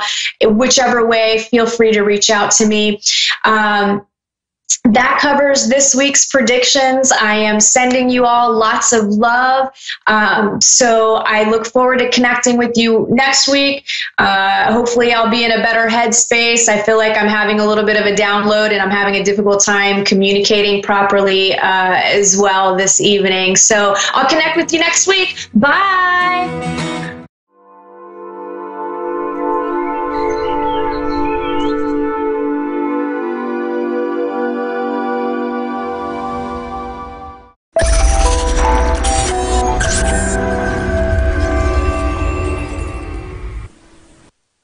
Hi, I'm Jenny, and thanks for watching Moonstruck. And now back to A1R on the air, Psychic Talk Radio now on Moonstruck TV and Lightning Television. Hi, welcome to Insights into Consciousness. I'm your host tonight, Anna Olson. And tonight on A1R Radio, we're going to have a couple of readings, and we could have somebody from the other side of the world. We can have somebody from the U.S. I'm really excited to see who we get tonight. So first I wanted to go into a little bit of the topic of toxic people, just because I had a couple of questions that people had asked about the topic and how to shield yourself energetically from toxic people. So the wonderful thing is, I know I've had earlier Julie Jensen. She's been on my show before, and she's been my main teacher in boundaries for intuitives. And the work of setting boundaries with people who may be toxic, or basically people who are inherently, they call them emotional vampires. Basically, they are people who drain you and who take from you to the point that you feel worse after being around them than before. So that would be the definition of a toxic person. So I had a question asked about how to energetically, psychically, emotionally shield or protect oneself from a toxic person. The first step is to understanding, this is a really interesting and debatable topic, but to figure out, first of all, are you yourself toxic around them? Are you in a pattern that has gone on for, could be your lifetime, could be years, could be some pattern that you're in for some psychological reason? Are you the toxic person when you are interacting with the person you believe is toxic? So the first thing to ask yourself is, what do I do or say that subconsciously or consciously I know bothers this person, or jabs at this person, or passive aggressively deals with this person if they annoy me? So that's the first thing you need to ask yourself. And you have to commit to yourself to only being your highest self. So that would be for the highest and greater good. That's your higher self, or you're more connected to spirit, which means that you're thinking more about whatever that makes you feel spiritual. Like if you meditate, you can do that before you're around that person. And then when you're around them, to be sure that you avoid at all costs doing the things that you know bothers them, or that could be, something that you know causes the cause and effect for the toxicity between the two of you. So that's one way of breaking a pattern, whereas you are part of the toxicity. The second part is, if that person is basically just toxic, and many, many people around that person, or the majority of the people around that person, tend to say the same thing about them, that there's just only so much of them they can take. You have to take them in small doses. Everybody who's around basically just feels worse after they've been with them. So, it's just important to realize that some people are just inherently toxic, and that that means that inherently, just their personality, the way they deal with others, the way that they operate, they're going to drain you. That's an inherently toxic person. So some people, like, let's say they're going through a grieving process, or they're going through a really hard day, those are more of a transient toxic person, which means that this period of toxicity or negativity will pass. So there's two things to consider there. Somebody just going through a hard time and they need support, and yeah, it's difficult to be around them for a while, but that's different than an inherently toxic person. An inherently toxic person always has had an issue since you've known them, or always has some dramatic issue that they're dealing with that they need you for. So there's the inherently and, the passively, or the transient toxicity in people. So the way that you shield energetically from these people, whether it be transient or inherent toxicity, is to imagine a white aura of light. It can be lavender, it can be a golden white light, however it feels most effective to you. You're going to want this to come through Archangel Michael or Angel Raphael, or both, whoever you feel most comfortable with. And you're going to use a rose light as well, in layers with the golden white light and lavender light, to surround your body and to energetically seal a solid shield when you are around toxic people, or even if you go into a busy place, if you feel a lot of vibes, if you tend to be an empath, you can make it so automatic through visualization that when you walk into a place where you're around that person, you can say to yourself or say out loud or kind of give the command to the universe that your shields are up now. So that means that you are protected from anything negative, and that only good can permeate this shield, either in or out. And my brother actually taught me the good shield permeation trick to that you can only allow good in or out. So that's the way you do it psychically, energetically. It takes some practice. You're going to imagine it all the way around you. You're going to end up feeling a tingling feeling when you kind of energetically, psychologically, spiritually put that shield around you. It's going to feel tingly. You're going to feel safe. You're going to feel this barrier between you and the person, or you and the environment. You're going to suddenly feel like you're in a cocoon. So you'll know that's how it's effective. If you're having more anxiety, you can add some essential oils, some deep breathing where you're breathing into your abdomen. You can also do like a meditation with the deep breathing for 10, 15 minutes before you're around that person or before you go somewhere that may be stressful. So those are some tips there. And I have a caller that I'd like to do a reading on, and I'm grounded and ready. We have Raynell on the line. Yes, I'm here. Hi, Raynell. How are you tonight? Good. How are you? I'm great. Happy to speak with you. How can I help you? Well, I've never done this, so kind of new to me. Okay. Do I just ask questions, or? Sure. Well, I can do a basic reading, or you can ask me a specific question or ask me to focus on a specific topic. It's really just up to you. If there's something in your life currently that is something that you need advice or help with, that kind of sticks out more than other things, you can focus on that. It's just up to you and what you need. Okay. I would like to ask about my mom. Mm-hmm. She has been battling cancer for 16 years, and she was pronounced in remission a couple months ago, but it ended, and I wanted to know if there was any insight on that that you may be able to give me. Okay. Well, the first thing that I'm getting for your mother and her cancer is that this is something she is experiencing as part of her life lesson, and that seems really obvious. But for your mother, it's really, when I say life lesson, I mean that she has the cancer to teach other people through her experience. Okay. So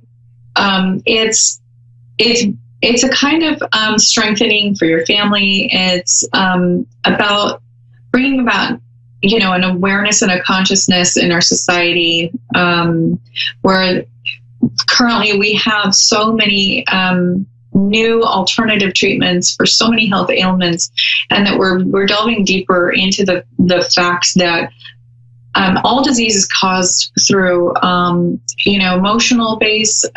It can be caused through trauma. Many neurosurgeons, many oncologists, MDs, they're catching up to this new idea of treating disease through energy or emotional bases. And people like your mother, they're and my mom had also experienced a health issue in the last few years too. So I understand that how stressful it can be and how unpredictable this stuff can be. But really I feel like your mother is in a place in her life where this is one of her other lessons that she needs to learn. And all of the people recently who have had cancer, who have had to battle these horrible battles with this disease, it's been basically a way that they can contribute to new medical ideas and new medical treatments for things. And they're actually serving, and I know it sounds unfair because I know that this is a life-threatening illness, but they're serving part of their life to better these treatments for the future generations. And that is actually a really amazing sacrifice to give to somebody. That's a great thing that she has actually an opportunity to do. And were you hoping to get more detail on how the treatment's going to go, or was there something specific that you wanted to know about? I just wanted to see if there was a bigger purpose to it. Yeah. Because she's only gone into remission one other time, and it only lasted, I think, maybe a month the first time, and this time it has only lasted a couple months, and I just wanted to see if maybe there was a bigger purpose to it, because she's been battling for 16 years. I mean, that's a long time. So I just wanted to see if that, like I said, a bigger purpose, which you kind of explained that, yeah, there is a little bit of a bigger purpose there. Yes. The other part of that I'm now feeling and seeing is she needed this experience to learn what she needed to learn in this lifetime. I know it's always a hard battle whenever you talk about cancer, and I understand that completely. And on the other hand, some people, and I know this might sound kind of different or strange, but some people need to be a little closer to the veil of death, and that is the spirit world. And one of the ways that they can be closer to that dimension, I guess you could call it, is they suffer from an illness. And what that does is it puts the body in a state of being sort of straddling the spirit world and this world. And when I myself have had a couple of near-death experiences, 3 near-death experiences, and it forces a person's spirituality to grow in a way where enlightenment can become possible at a much more accelerated rate.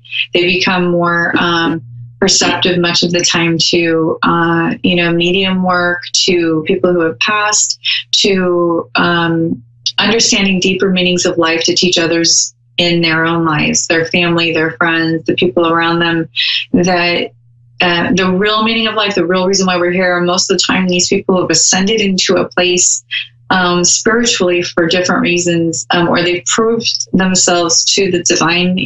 Some people call it God, some people call it Christ consciousness, but they've more or less much of the time proved that they can be trusted with higher spiritual work and work with ascended masters.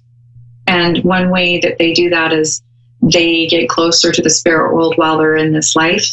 And that gives them the space and the capability of being able to gain a much different perspective than somebody who has not battled something that so closely edges death or moving to the next life. That actually makes a lot of sense. A lot of sense, actually. Yeah. That kind of helps me to cope a little better, knowing that, because I've seen her spirituality grow over the years, and she's changed a lot, and I see that every day. Right, and now you have that experience in that example for you and your family to see what she's experienced and to watch her example in in her grow on that. I mean, how much has that taught you? I was 8 years old when she was diagnosed, and I'm 24 now, so I mean, it's definitely been a life-changing experience.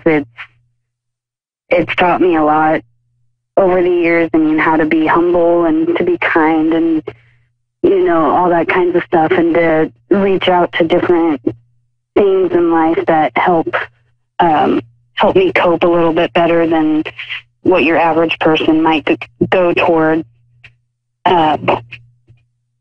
Definitely. It's really helped me. I definitely get that you're a wise woman. Like, you have experience beyond your years.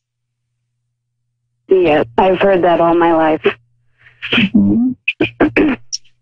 And you, your mother for a reason in this life. You guys have a contract, a spiritual contract, where you two agreed that you would help her with this and help her through this journey, and that she would teach you with this experience in this lifetime. So there are no mistakes. There isn't real misfortune in a way of when you go through hardship and you're learning so much spiritually. It's an incredible way to grow and to learn for a higher purpose. Yeah, that actually explains our relationship quite well. I mean, we've always been very close, and I've always taken care of her. And I mean, I moved her into my house when she had no place to go, and you know, and she's been living with me ever since. So I mean, our relationship has done nothing but grow. And I feel like that was meant to be like that, because we've never really, like, I didn't live with her for a few years, and then she moved in with me. So, I mean, I feel like we're meant to live together. Right. And what that does is it prepares you for your future life work. So we all have a specific assignment in this lifetime. And what it does, that assignment will always be available to us to choose to do it or not. And I believe that you would choose to do it, especially with your strong spirituality, and your wise, wiser than your years, mentality and spirituality. You have I feel like you have a very old, what they call an old soul. So you have one of those warrior spirits where you are, you have to go through some pretty intense training, especially earlier on in life. Usually these are the people that have a lot more of the difficulty during childhood. And I would put you into the category of a warrior spirit. And in this work, I come across a lot of these warrior spirits that are, they're trained to do big work in their lifetime. They're there to serve a very large populace of people. They have an immense spirit about them. They're very larger than life spiritually, and they definitely draw people's attention. Like, they'll be noticed in a room. They're very, people are drawn to warrior spirits because they're so strong. And our society and its basic survival attitude, where the fittest survive, and all of the people who they call the sheep really they're drawn towards those warrior spirits because they're so strong and they provide protection for the village, I guess you could say, in society. So you're one of those, and I really, really feel like you're going to be prepped for something even bigger later, and you're going to know what that is as you go. But I really feel like that could be in health, whether that be emotional, mental, psychological, or like life sciences, such as nursing or a doctor, or somewhere in that field. You would be able to really do very well. And this could be preparing you for that. Okay. Yeah, I've always had an interest in helping, and I haven't quite figured out what I want to do, but I know I want to help. I haven't figured out. Like, I interned at a hospital. I mean, I'm a hairstylist by trade. I was a pharmacy technician. I've done a lot in my lifetime. None of them really fit perfectly. So I'm still looking for that trade that I can help. That's always been my thing, is I love to help. Right. And the things that you're doing, that you've done so far, you're still very young. And the things you've done so far, you'll notice that there's little bits and pieces you're going to take from those trades that you will bring with you into your field eventually. So don't worry, you're going to do fine. You're going to do great. And, just know that your mom is going to follow the life path that she was given to follow. And it's going to be timed in just the way that it was meant to be followed. And it's going to go in just the direction it was supposed to. And you're going to be able to learn and grow. And you're going to have an immense ability to make a family no matter where you go. That's the other thing, because you are so strengthened by this that you could go, to school, or you could go to work, and people want to follow you. They're going to really, look up to you. And it's really important you're a good example for the other kids your age who don't have as much experience as you. Mm-hmm. And that you're, just continue to be kind and helpful like you've been doing, and you'll know exactly what it is when you see it. I think you could be a nurse or a doctor. You could work with hospice or something like that, and really understand people. Whereas somebody who has not experienced what your experience would not be as good in the field as you would be. Yeah. There's been a lot of medical tragedies in my family over the years, and then again, growing up with my mom being sick, you learn to adapt to that kind of thing over time. I get that, yeah, and I would also stress that you really learn a lot of self-care and learn to be a little selfish, because what happens when you're in a caretaker role for so long is people tend to forget about themselves, and what they do is, even though they know how to prevent disease or they know how to care for others, they forget about themselves, or they just skip themselves altogether. So it's really important that you don't forget yourself, and it may feel like you're being selfish when you practice self-care, but it's not. It's what everybody else basically does. Just normally, and you're so used to caring for others that I don't want to see you, go on the wayside because you're always taking care of other people. It's good to take care of others, but it's just as important to take care of yourself. So I agree with that completely. Yeah, and you'll do a great job. Just care for yourself as much as you care for other people. Same. Yeah. I probably should do that, actually. Yeah. I did have another question. Okay. This one's about me. I've always been scared that I'm infertile. It's never been diagnosed, so I don't know if I am or not. But do you see a possibility of kids in the future? I do see the possibility of kids, but I see that you have been under so much stress for so long that your body it's kicked your hormones off of their normal route. It's important that you go get your hormones checked and get tested for how much, in detail, how many hormones are like. It has to be like one of those special panels that they do, one of those blood panels they do for the specific amounts of hormones. And, I really feel like, do you exercise regularly? My job, I work in a warehouse, basically running around all over the place. So it's basically a workout. So you have like you have a lot of physical stress there. If you're doing that all day, even if you work doing something like that, a lot of doctors would say you need to add some cardio or something on top of that, or weights or something like that, even though what you do for work is very labor intensive. But I feel like your hormones, like it's something about cortisol and norepinephrine and all those hormones. It's just, they're kind of thrown off a little because of your stress level. And then if you can practice mindful breathing, some meditation, you will be able to reduce the stress hormones in your body to the point that your body will regulate, and you will definitely be able to get pregnant. I see that, if you leave it without seeing a doctor, you could probably get pregnant in about 7 years. And if you go to the doctor earlier and get a little bit of help with that and have them just test all the hormones and what's going on in your system, that it would be around 4 to 5 years that you would be able to get pregnant. But it's not like you're permanently infertile. It's more or less something that can be resolved. Okay. Yeah, I just was always worried about that, and now that I'm in a steady relationship, I was even more worried about that.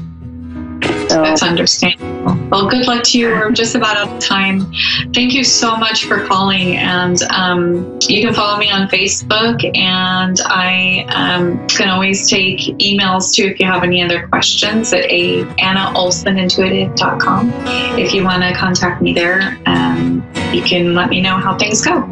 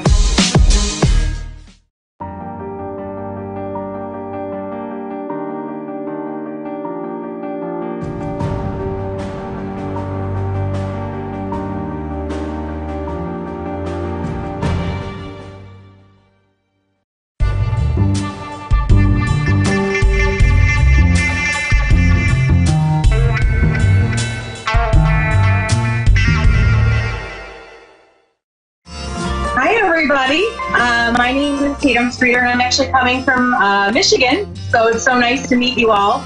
I know we're having a little bit of computer issue tonight with signal, so we may be going in and out a little bit, so I'm just kind of letting you know now. Hopefully you can hear me and everything that I'm saying, but if not, we will get it fixed. Don't worry.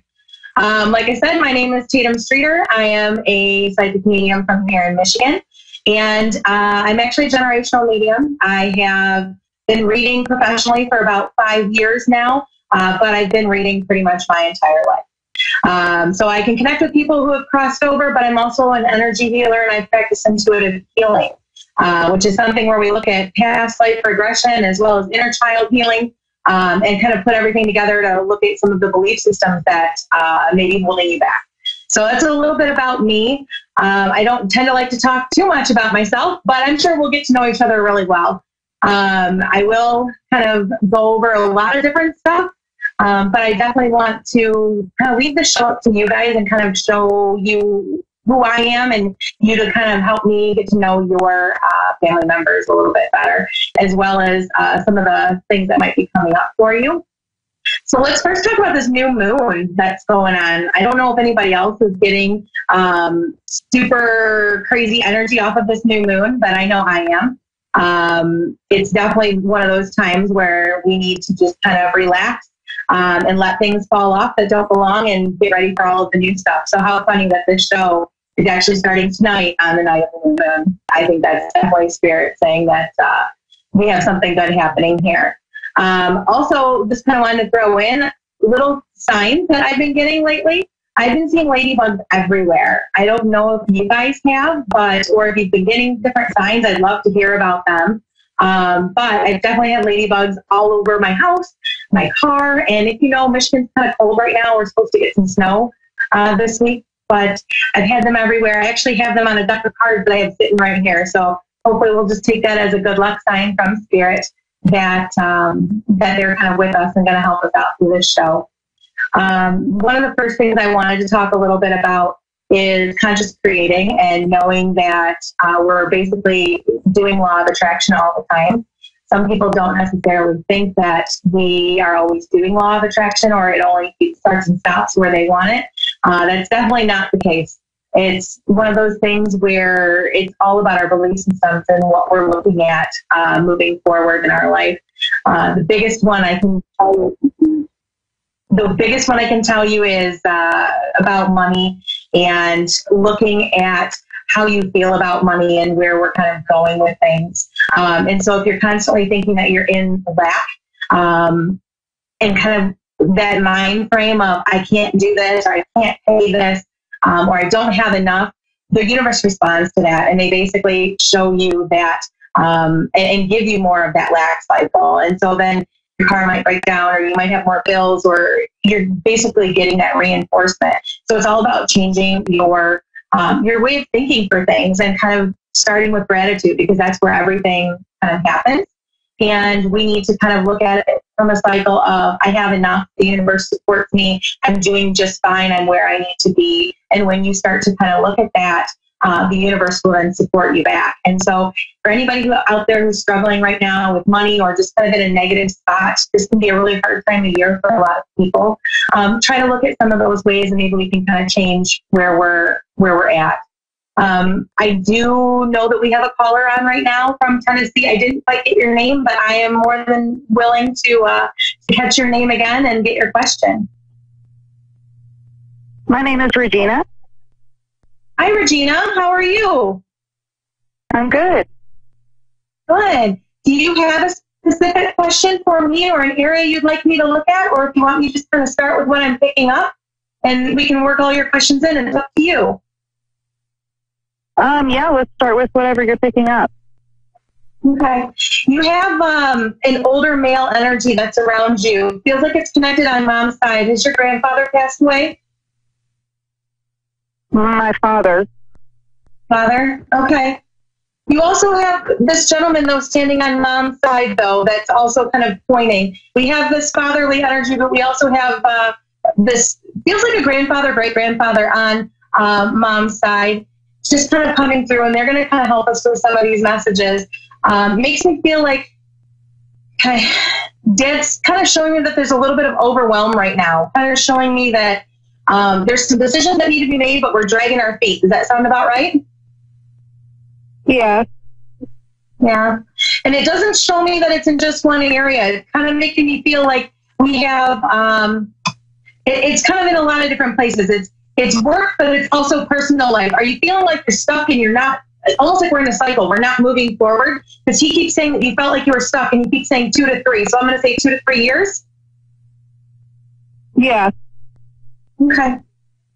So the first thing that your dad kind of is coming through and wanting to say to you is that a lot of what's holding you back right now is fear of the unknown, fear of what's kind of coming forward, what's coming next, and knowing that it's okay to kind of leave the situation that you're in right now. And this feels like it's related to work, where he's talking about it's okay to leave because he's making me feel like you're not very happy with what you're doing right now, and that we're kind of wanting to branch off into something new. But for whatever reason, financial constraints tend to hold you back. Sound about right? It kind of just happened to be that way, that I just quit what I was doing and started doing what I like doing. So I'm actually on the right track with that. Good. That's good. But that was very recent that switch happened. Okay, good. So you're starting to follow things that you've been manifested. That's really good. But don't go into fear, though, because he keeps saying that even though you feel like you're on the right track, every now and then that doubt is like slipping into the back of your head. Does that sound about right? Where we're kind of questioning ourselves and our ability. And he keeps talking about the financial aspect. And I don't know if that's something that's changed or what, but he keeps talking about that financial aspect, that it's almost a little bit of a worry. You don't have anything to worry about. Your flow is actually really good, and it's going to continue to be really good. Now, are you doing a project, something that's going to happen, or we're trying to manifest something to happen? He keeps talking about March. Well, my birthday's in March. It would be great if I could get some financial things in order by then, yeah. I feel like you will have it in order by then, but he's saying that you have to make like a budget or make a list and stick to it. Especially this time of year, it's hard for a lot of people to do that, but you tend to be pretty good at sticking to what you're trying to kind of put out there. So manifest it, put it out into the universe, and stick to it. But this is the right area where you're going. He wants to talk about relationship, and he keeps going back and forth as well. He makes me feel like I'm kind of, I'm pulling energy in, but I'm also pulling energy out. Can I ask you if you're in a relationship right now? Because I feel like there's something that's tying us to past life, but there's also something that's current. Yeah, it's a little bit of both. I was with someone for over 8 years, and he's the father of my children, and we're kind of in a back and forth stage. Okay, that's where that tugging on the energy comes from.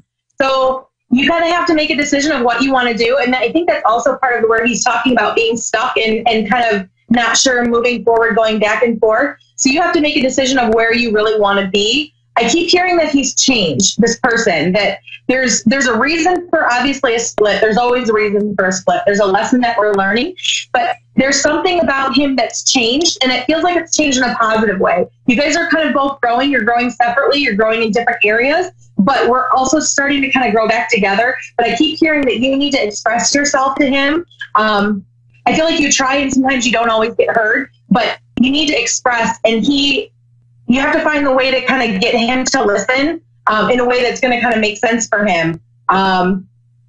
But your dad's also talking about appreciation and feeling appreciated. So I kind of feel like that's also something that was kind of something big within your relationship, about that feeling of appreciation and feeling valued for what you bring to the table. So when you're having that conversation as far as what's happening, make sure that comes up.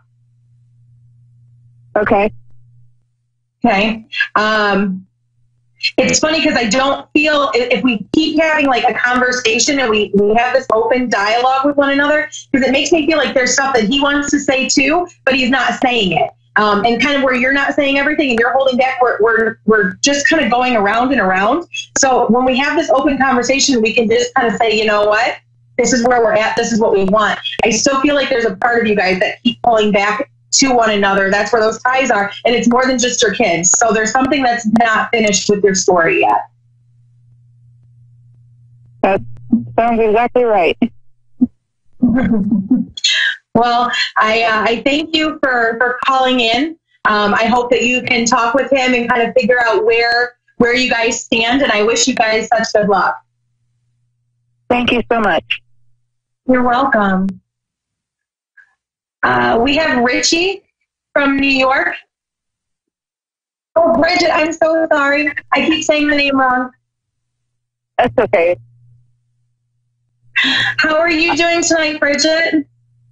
I am good. Good. A little cold out here. It is. It's getting very cold. It's going to snow here on Friday. I'm a little sad. Do you have a specific question or a specific area that I can help you with? Or do you want me just kind of start with what I'm getting and we can work everything in? It's completely up to you, my dear. Yeah, whatever you're getting is fine. Okay. They make me feel like right now, obviously ebb and flow of life, right? We all go through ups and downs, up and down. They make me feel like you're at a really, it's a good point. Even if you don't always see the good, they want you to start seeing the good. You have a grandmother that's coming through. Also feels like connected on mom's side. Has your grandmother passed on mom's side? Yeah. Okay. Were you very close with her? Because she makes me feel like there's a special bond between you and her. When I was younger, we were, but not so much when I was older. Okay. Well, she's still finding that bond between the two of you, and she's kind of helping me come through with these messages, and she makes me feel like she's saying the last 2 years, where things have been a little bit rocky and where we talk about that ebb and flow, but you're in a better place right now. She's also saying about something where we're having to shed, like we're shedding people, we're shedding things that don't fit anymore. And so I don't know if you've noticed that or if you've been contemplating that, but it's okay to let those things kind of fall off. Have you noticed people or things that you used to enjoy kind of falling away and making room for new things? Yeah, well, actually, I was really, really depressed the last 2 years, and I just moved across the country. And it's been really good. That makes sense. That's why you're in the upswing. So she's saying that it was really hard for you to move and be kind of away from what you know. And she's also saying you're kind of a creature of comfort. You don't like change. So this was huge for you. And when you took the leap, the universe kind of rewarded you. So congratulations on that. That's very, very special. She keeps saying we need to talk about relationship. Are you in one right now? Because it feels like there's something new or something different that's happening within your relationship moving forward. I'm married. I've been married for a while. New cycle. There's something new that's happening within this. Also, what I'm asking her as far as, are you feeling more comfortable in your relationship too? Because it feels that way. It feels like we're kind of settling in and we're feeling comfortable with where we're at and that ebb and flow. that ebb and flow. Things are kind of going well right now. And I only see them going up from here. They're giving me June, and they're talking about June as far as a relationship. Is that an anniversary day? Let's see. We got married in July. Okay. We met in May. We married in July. And we moved here in June. Okay, moved in June. Fantastic. There's something about your relationship, and I feel like it's connected with June, and we'll see it again. We'll cycle around again this coming June. And it makes me feel like there's something really, really positive coming for you. So keep manifesting that positive. Your grandmother's also telling me that sometimes we have a hard time with the doubt, and that's kind of what creeps into the back of the head. Don't do that. Don't go into doubt, because you are creating this amazing life for yourself right now. And it very much feels to me like you're a caretaker of people in your life, which is not a bad thing. It's a good thing. It shows that you're truly compassionate.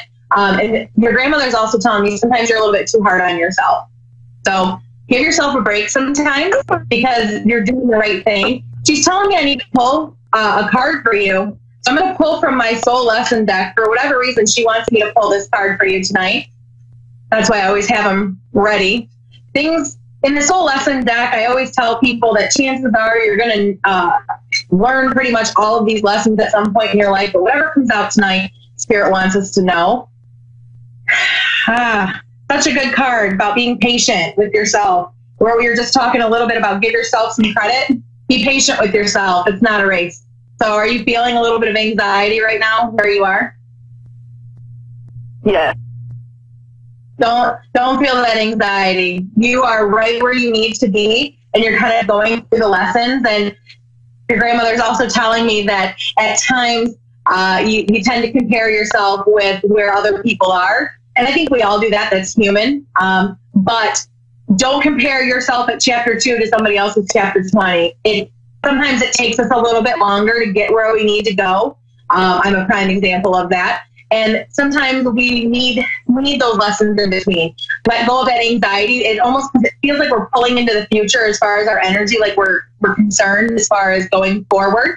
You don't have anything to be concerned about. You are on an upswing. Things are going well. There are changes, like I said, within your relationship, positive, like we're growing back together, something good's happening.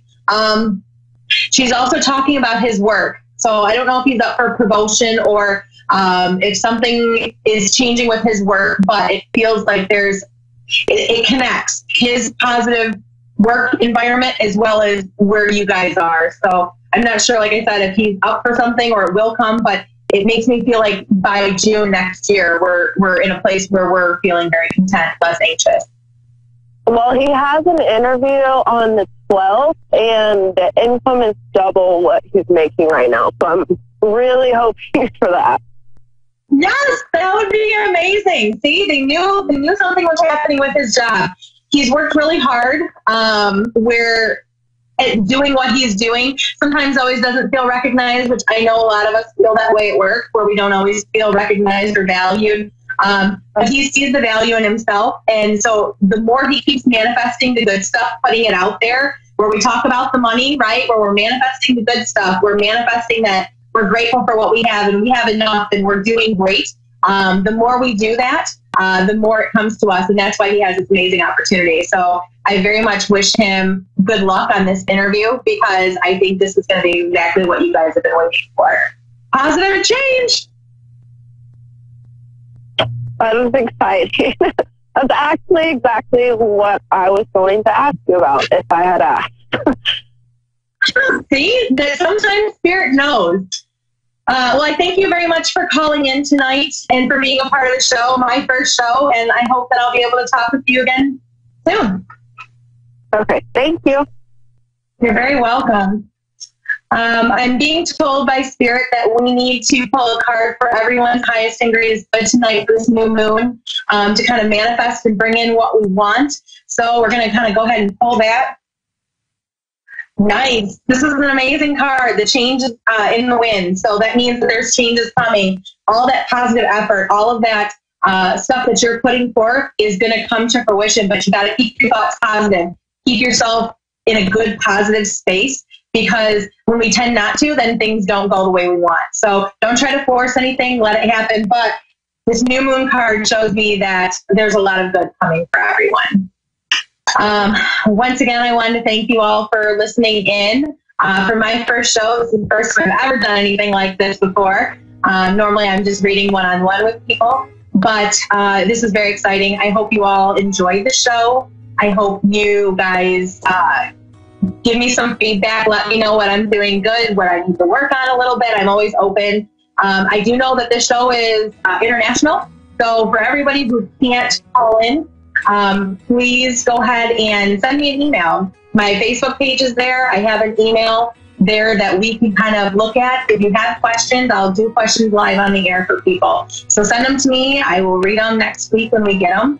And I kind of wanted to leave everyone with a closing thought.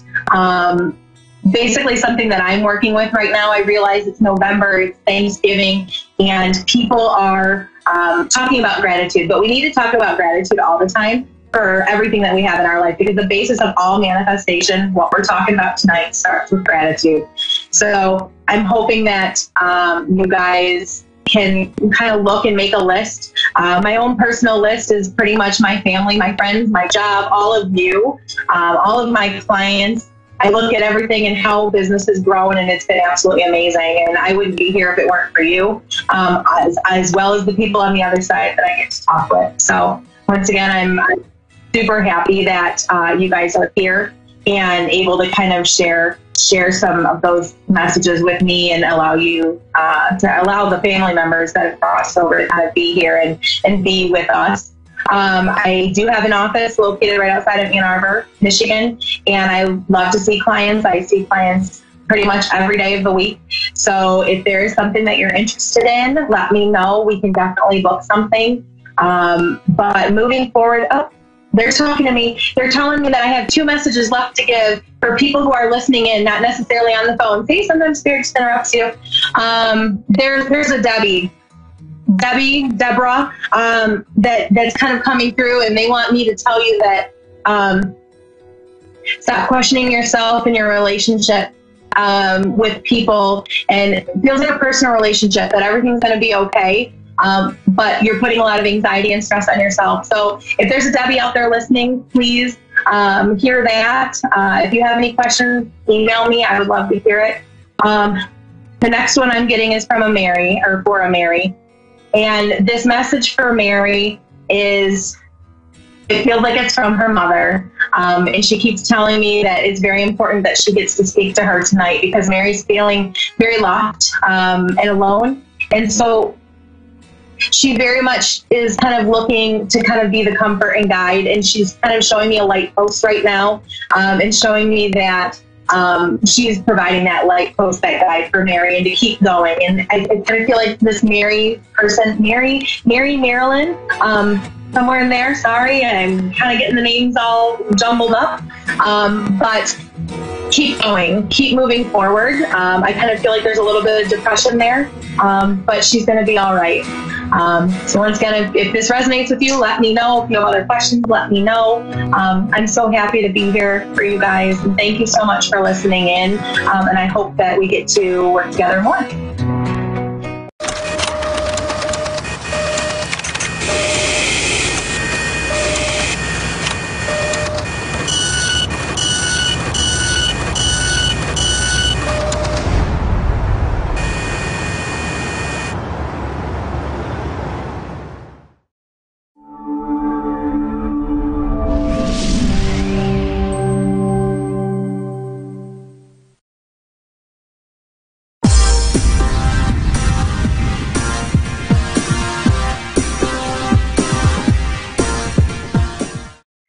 Good evening and welcome to Your Time to Shine, a radio show designed to help and empower you to explore your own divine gifts. Good evening, everyone. I am your host, Julie. How are you this evening? I don't know about you, but I'm still feeling the really intense energy that's playing out. That's probably going to be playing out until the end of the year. I've had my real highs, I've had my real lows, and then everything in between. So just be gentle with yourselves in the upcoming weeks, especially with the holidays coming on and the mad rush of everything.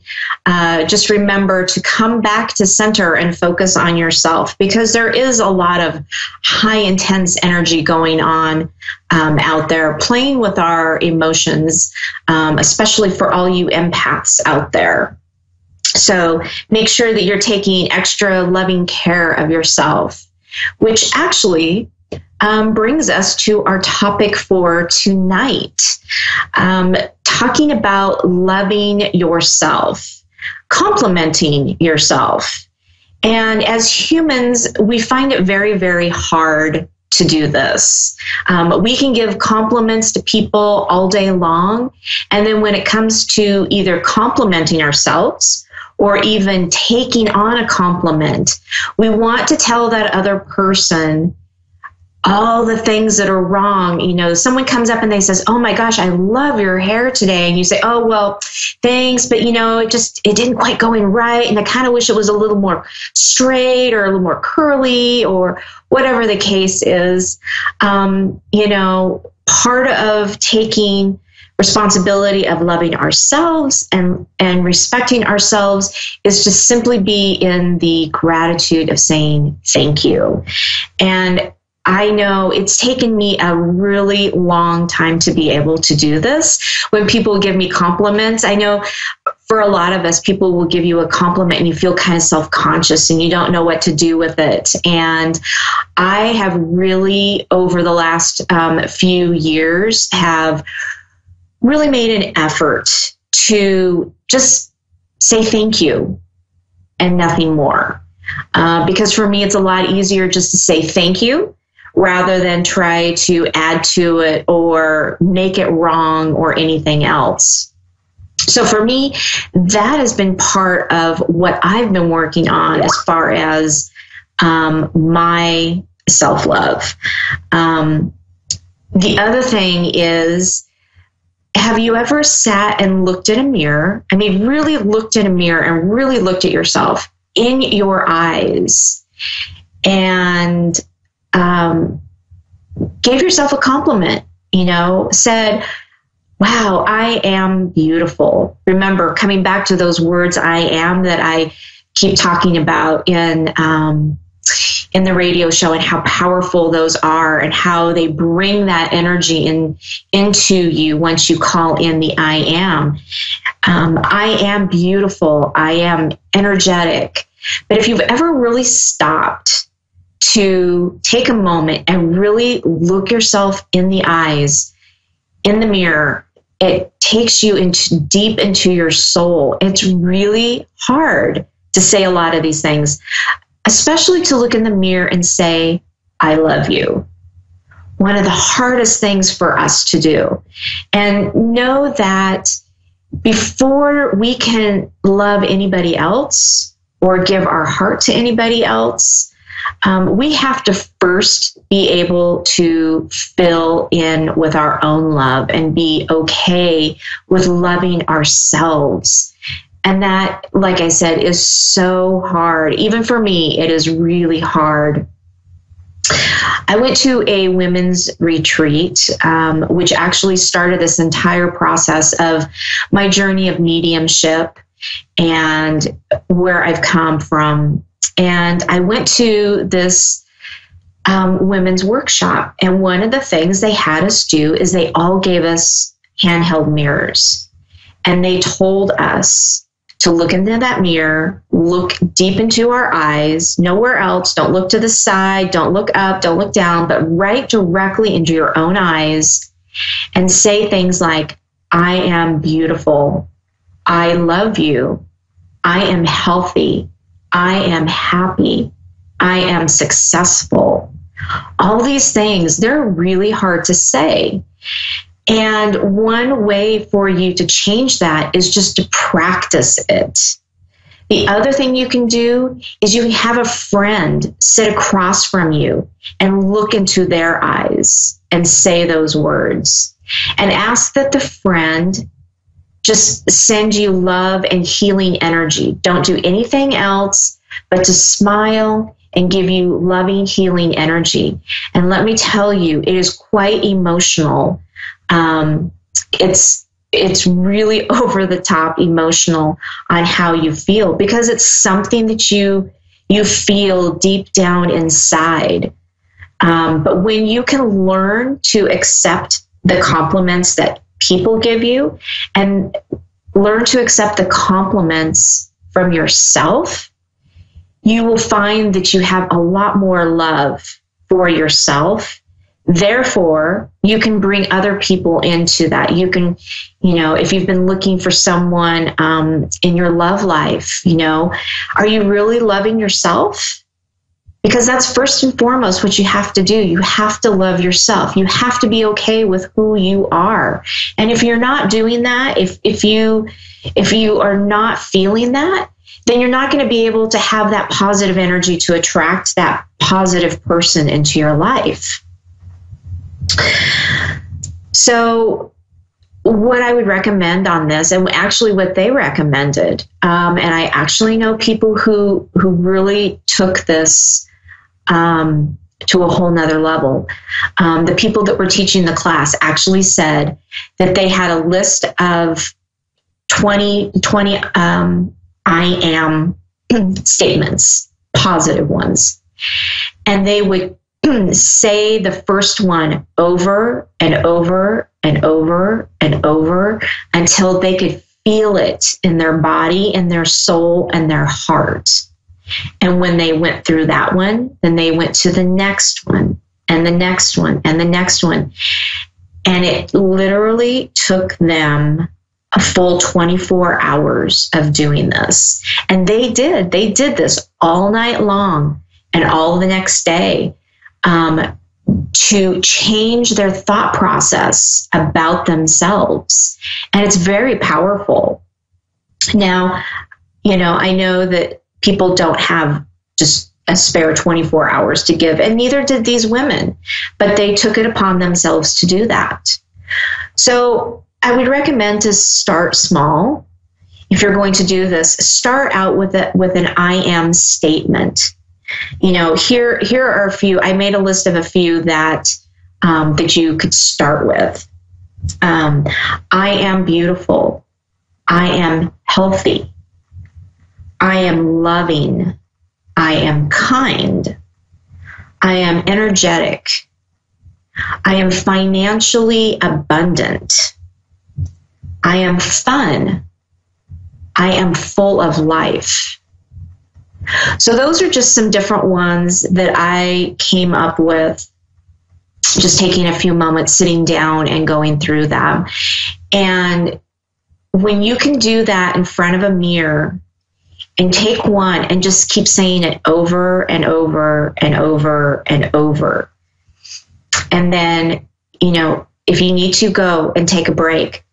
And then come back to it, maybe the next day or the day after that, and start with that one again and say it over and over and over and over until you feel it. You really, really feel it in your body, in your soul.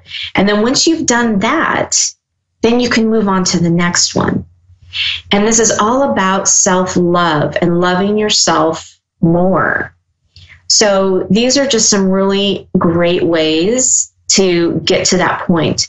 And I will tell you, they are challenging. I still have problems with a few of them. I still have problems with people giving me compliments, but I'm working on it, and I'm doing a lot better than I was even a year ago. And from then, even the year before that, I'm even doing better. So it's just a restructuring of the brain that you have to do this, because this isn't something that comes naturally or easy to many of us. Especially to the empaths, we are there giving and giving and giving, and we can give compliments all day long. But then for us to be open to receiving those compliments and that self-love, that's where we need to work, and everybody else needs to work on that. Let me see if there was anything else. I made some notes. I want to make sure. Yeah, I think I covered them all. So try that. Try some of those I am statements, the positive I am statements, and work with them. Give yourself a couple of weeks to just keep working over those over and over again, and see if it starts changing how you feel about yourself, because it's all in the mind. It's all right up here. So take some time, write down your own, come up with some of your own, and then work on them. So hopefully that helps. Our tip for today. We have a caller on the line. It's Sophie in Eugene, Oregon. Sophie. Hello. Sorry about that. Hello, Sophie. How are you? Welcome to Your Time to Shine. I'm good, and you said my name correct. Sophie. Okay, great. Yes. Mm-hmm. Perfect. Thank you. Eugene, Oregon. Wow, not too far away from me. Where are you? I'm in Portland. Oh, okay. Nice. Good. So what can I help you with? Any kind of well, I have a lot of different things I could ask, and so I'm wondering, is it I could pick a question, or do you pick up on some energy that something that I need to hear? Those could be my two options, maybe. I can do either. Okay. Okay. Let's see. Yeah. Is there a specific question that you're really wanting to ask, or we can just go for kind of a general reading? Okay. Okay. Well, I'm on disability right now from my job. And I'm a veteran. Okay. And I have a service-connected disability, and my service-connected problem is affecting my life and making it hard to work. And the goal is, I'm being advised to try to do 100% and not work at all. So I'm kind of in the process of wanting to do that. There's a few roadblocks that are in my way. Mostly it's waiting on other people. And Sure. I feel intuitively that it is coming to me, because I think my life path I'm done with the kind of things that I've been doing, and it's been pulling me down.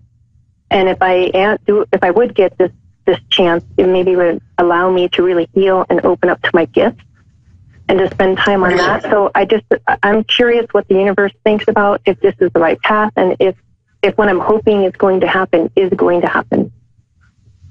Okay.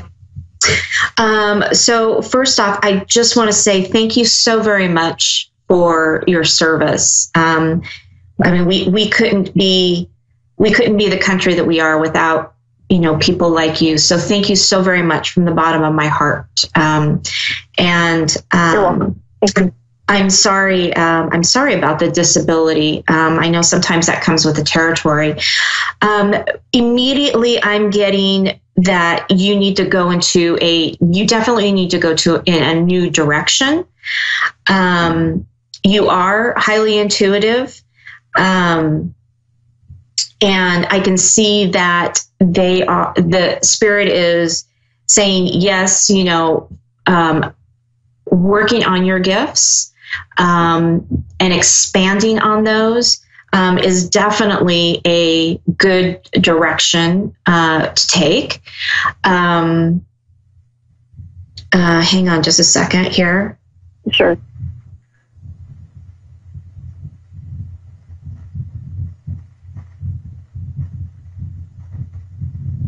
So I wanted to check in with them and ask them, and find out if, going on 100% disability, how that would do for you from an emotional standpoint. And I am getting that it actually would really help you, rather than, the other way around, rather than kind of put you in a depressed state, because what you're going to do is you're going to find so many different directions that you can go and do, now that you have a little bit more time, I guess you could say. Yes. And that I feel like you're going to start being connected. You're going to start connecting with people where you live. And one connection is going to lead to another connection. That's going to lead to another connection.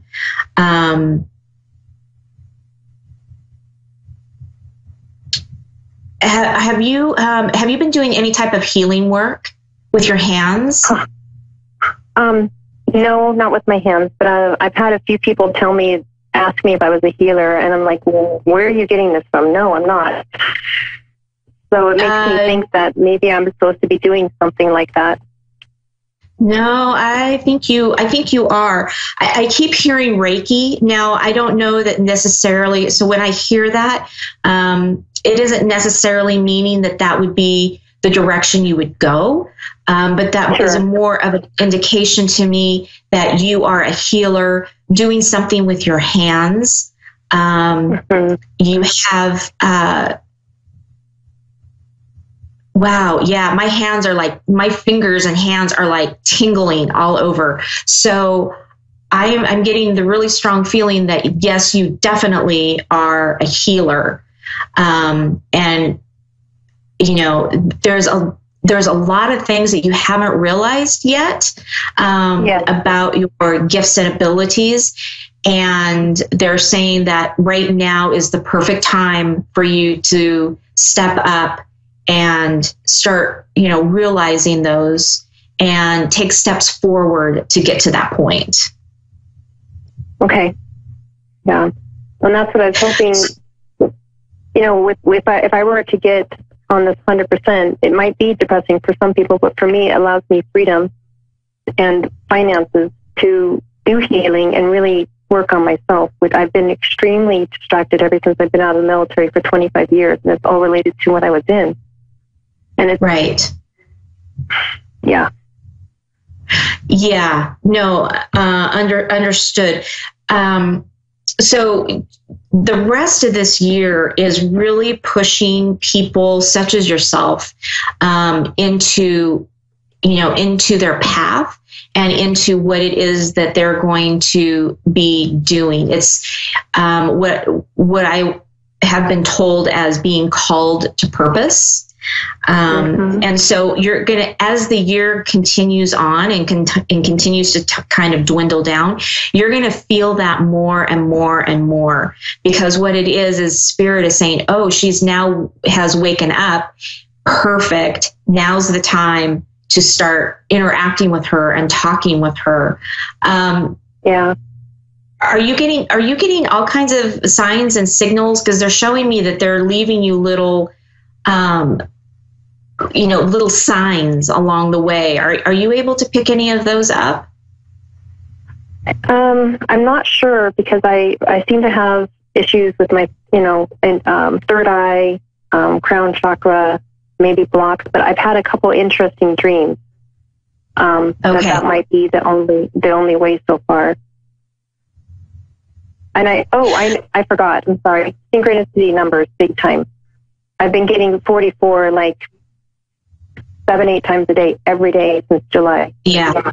And that's only one, and I get all the numbers, but 44 just is like, what are you trying to tell me? So yeah. So so Google that. There's a lot of websites out there that talk about numerology. So if you look up spiritual numerology, there's a couple good websites out there, and it will talk to you about what those, because yes, you are getting messages from all the repeating numbers, and especially the one with the 44, you're getting that push from Spirit to say, okay, time to step up. Time to start working on what it is that you planned on working with coming up in the future.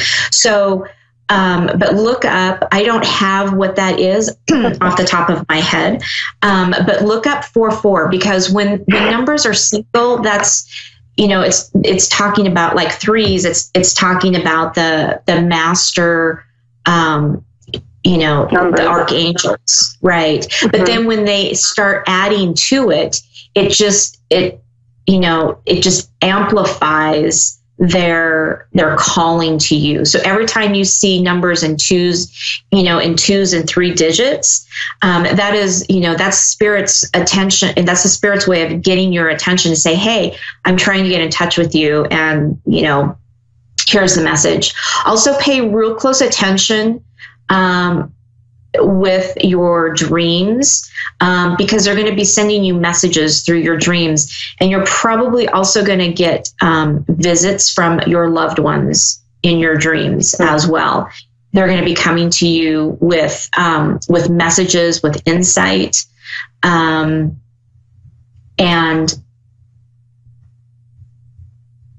as far as blockages, you do have some blockages in your higher chakras, in your crown chakra. So there are a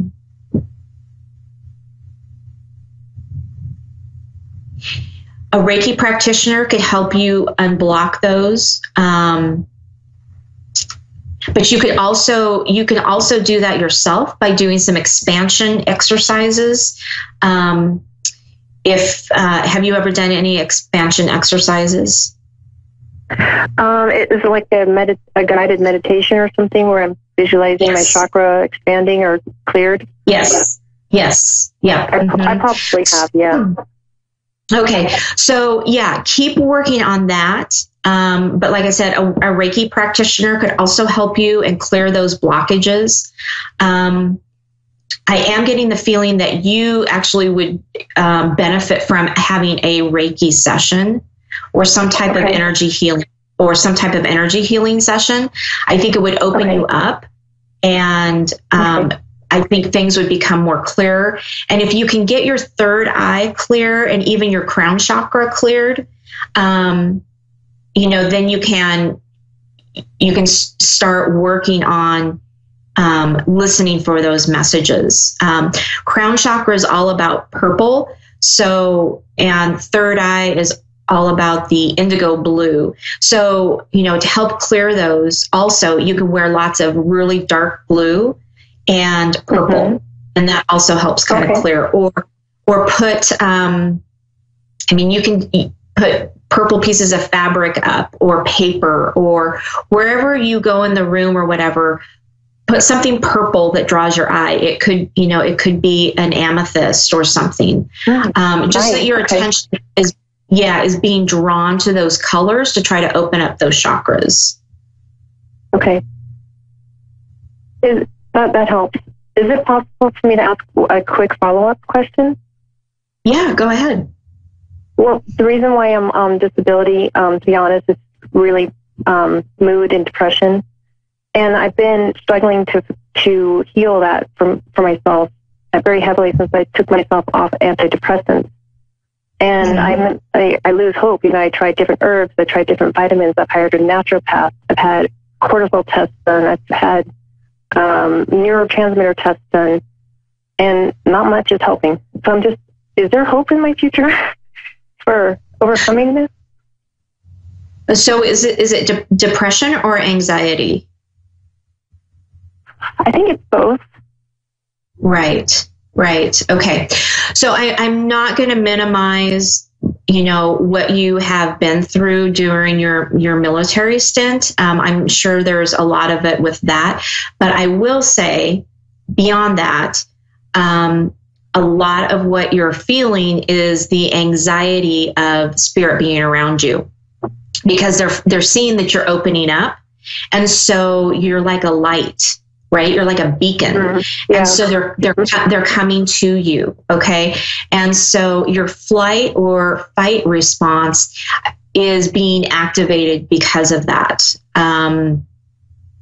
Yes, there is hope. to answer your question in short, do some things like, the grounding meditations as well are really good. Expansion meditations, expansion exercises are, really good. And actually, if you go over to my Facebook page, which is Your Time to Shine, I can give you some ideas of where to go to find some of those things. So look me up on Your Time to Shine, because actually we're getting ready. We're coming down to the end of our show already. But I am happy to continue this discussion with you offline. Great. So thank you. Perfect. Well, thank you so much. And have a great night. Thank you for tuning in. Thank you. Thank you too. Namaste. Okay. Bye. All right, everyone. Well, that is it for tonight. That wraps us up. Once again, tune in next week. I will be here. Check us out. My new Facebook page, I've updated it. Your Time to Shine. Go and check it out. Also, wingsofsoulswithjulie.com. You can contact me there as well. Everyone, have a great night. We'll talk to you next week.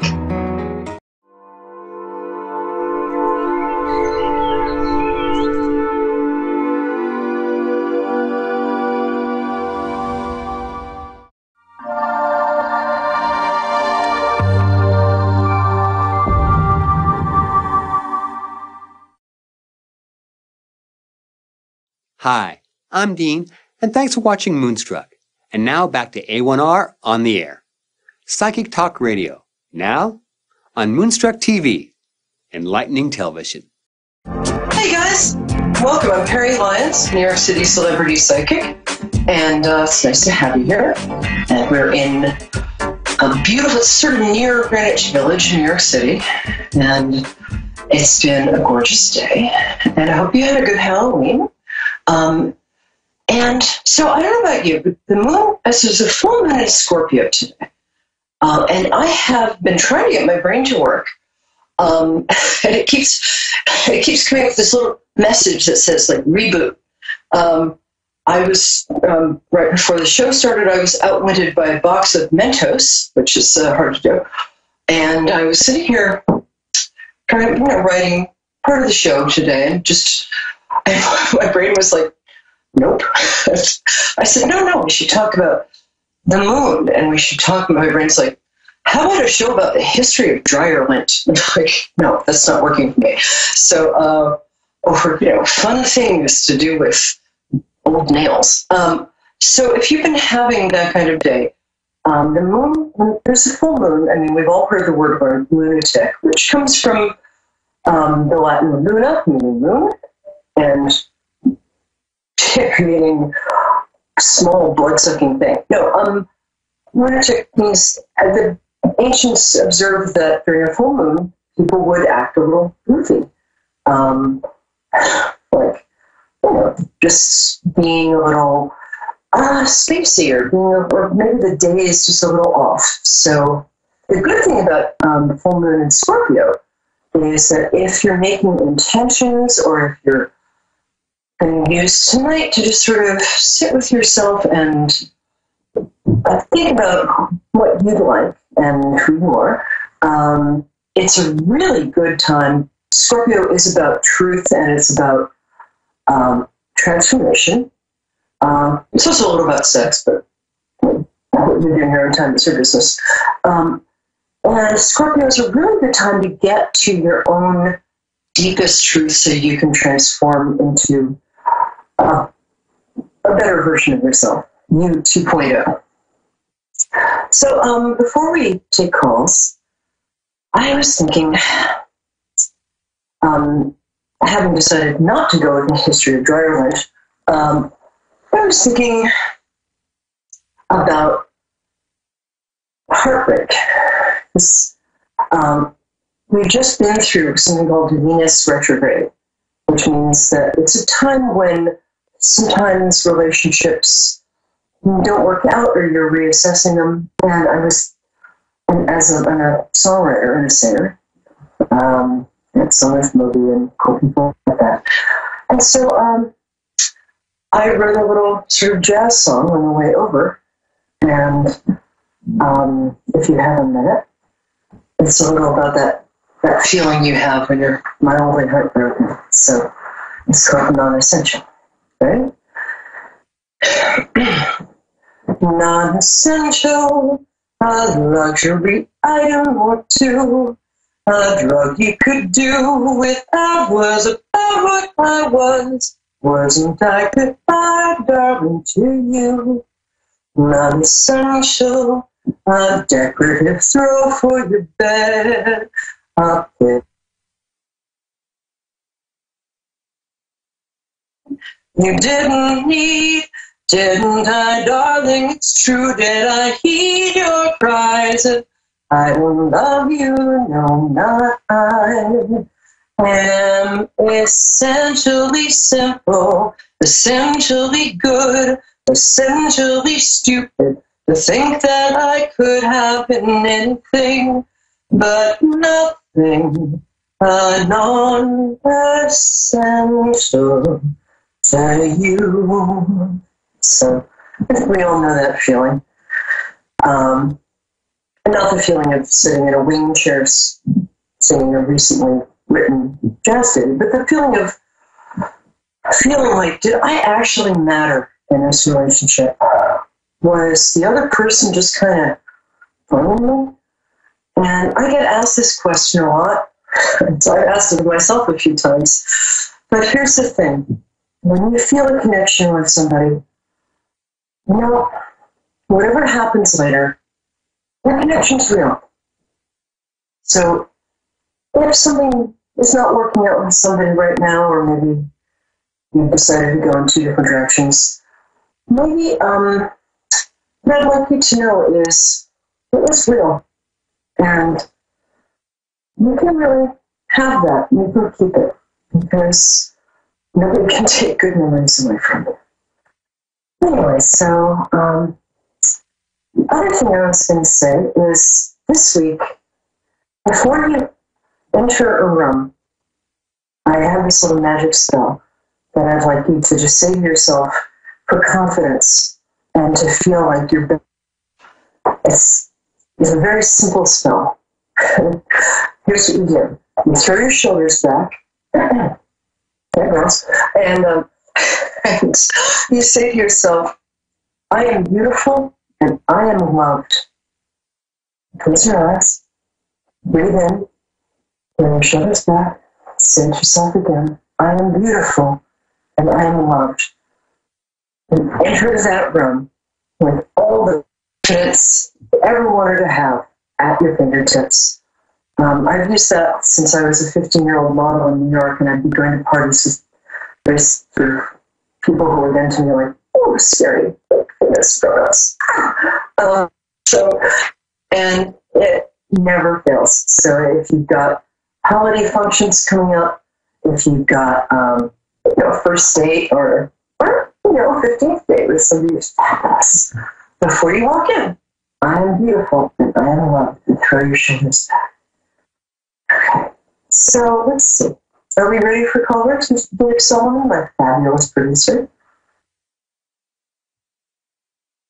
And Dave, are you there, Dave? All right.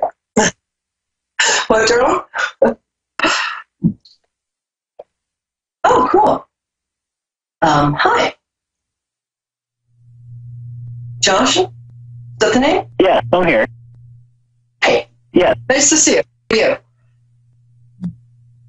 How you? How can I help I'm sorry. you? I couldn't hear you. Oh, okay. Let me just make sure everything's good here. Sorry. Yeah. There we go. I can hear you now. Great. And you've got a fabulous view of the ceiling. So thanks for calling in. Wednesday. Just today. Can you hear me, Love? Yeah, I can hear you. Great. So before we start, just tell me, what day is your birthday? My birthday is 10/7/77. Oh, wow! You got such a vibrantly young spirit. It's great to get so much wisdom in that. Cool. Oh, and happy birthday! Yeah. Happy recent birthday. So how can How can I be of service today, love? I'm trying to find my path, and I know my journey is long, but I'm trying to see what I'm brought here for. It's a great question. It's fantastic you should bring this up, because just talking about this with a famous friend who's reinventing herself, and one of the things that sort of suggesting to her is that when we reinvent ourselves, and we're not 25 at the moment. I mean, I was 25, but it turned out to be a phase. That it's important to bring all of the people we've been into our present and ask them for the wisdom that accumulated. So, so the first thing I'd ask is, it feels like we want to make a fresh start, but take a minute and acknowledge all of the different jobs and the different things you've tried out, because we just think it all starts or a time. It's not the case. Right.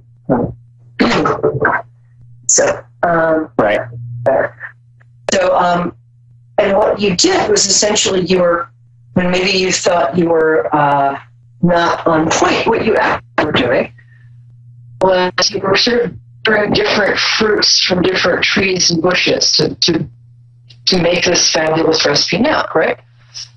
It feels to me like you have, you're very, you have an insight to people that, yeah, you really do.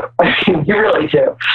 And it becomes difficult for you, I think that having an insight and the instinct for truth that you have has not always been easy. I think that maybe in your family, is that right? Maybe in your family, you were the truth teller, and that didn't always make you popular. So, right. It's great to have. So I also am getting scared, and a lot of, I think, you don't really notice what impact you have in people. I think if you look back over the people whose lives you've been in, that you'll notice that each of these people has changed for the better. Yes, I have affected thousands of people, I'd say. Mm-hmm. Yeah. The other thing is, you definitely have some artistic talent. Yeah. Now, and that's lovely. I mean, it's something a little hard to do for a living. But you know what? Maybe it isn't. Never. You never know. Yeah, never know. And I just had my guys just said the honest thing. They said, if you wanted to start like a side hustle, doing like little paintings or greeting cards that are hand painted with just something, a beautiful sentence that you come up with, because you have a way of just coming out with these sort of poetic truths. You do, don't you? I've did a couple of paintings. Nothing to sell anything, but yeah, I've enjoyed it for sure. If you also wanted to study Reiki or energy healing, I already did that. You have a very what? I already did that. Oh, great. Okay, I'm picking that up from your aura.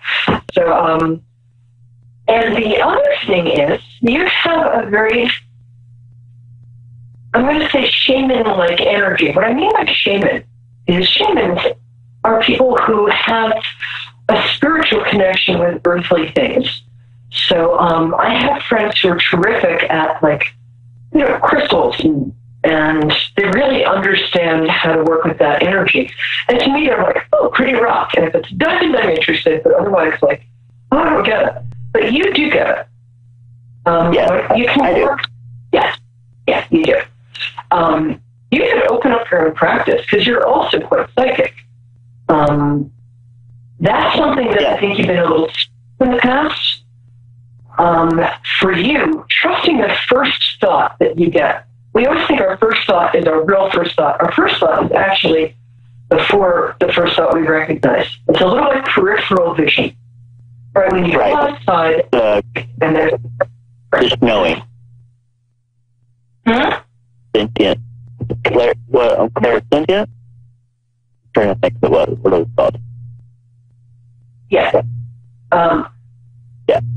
It feels to me like you could, I mean, you've already done a lot of good in your life, and what's interesting about you is the jobs you had have been, it's almost like you have a, what do they call it, a pastoralship when you're, so all of the jobs you've done, you've had some real success. But yeah, no, you're very friggin' bright.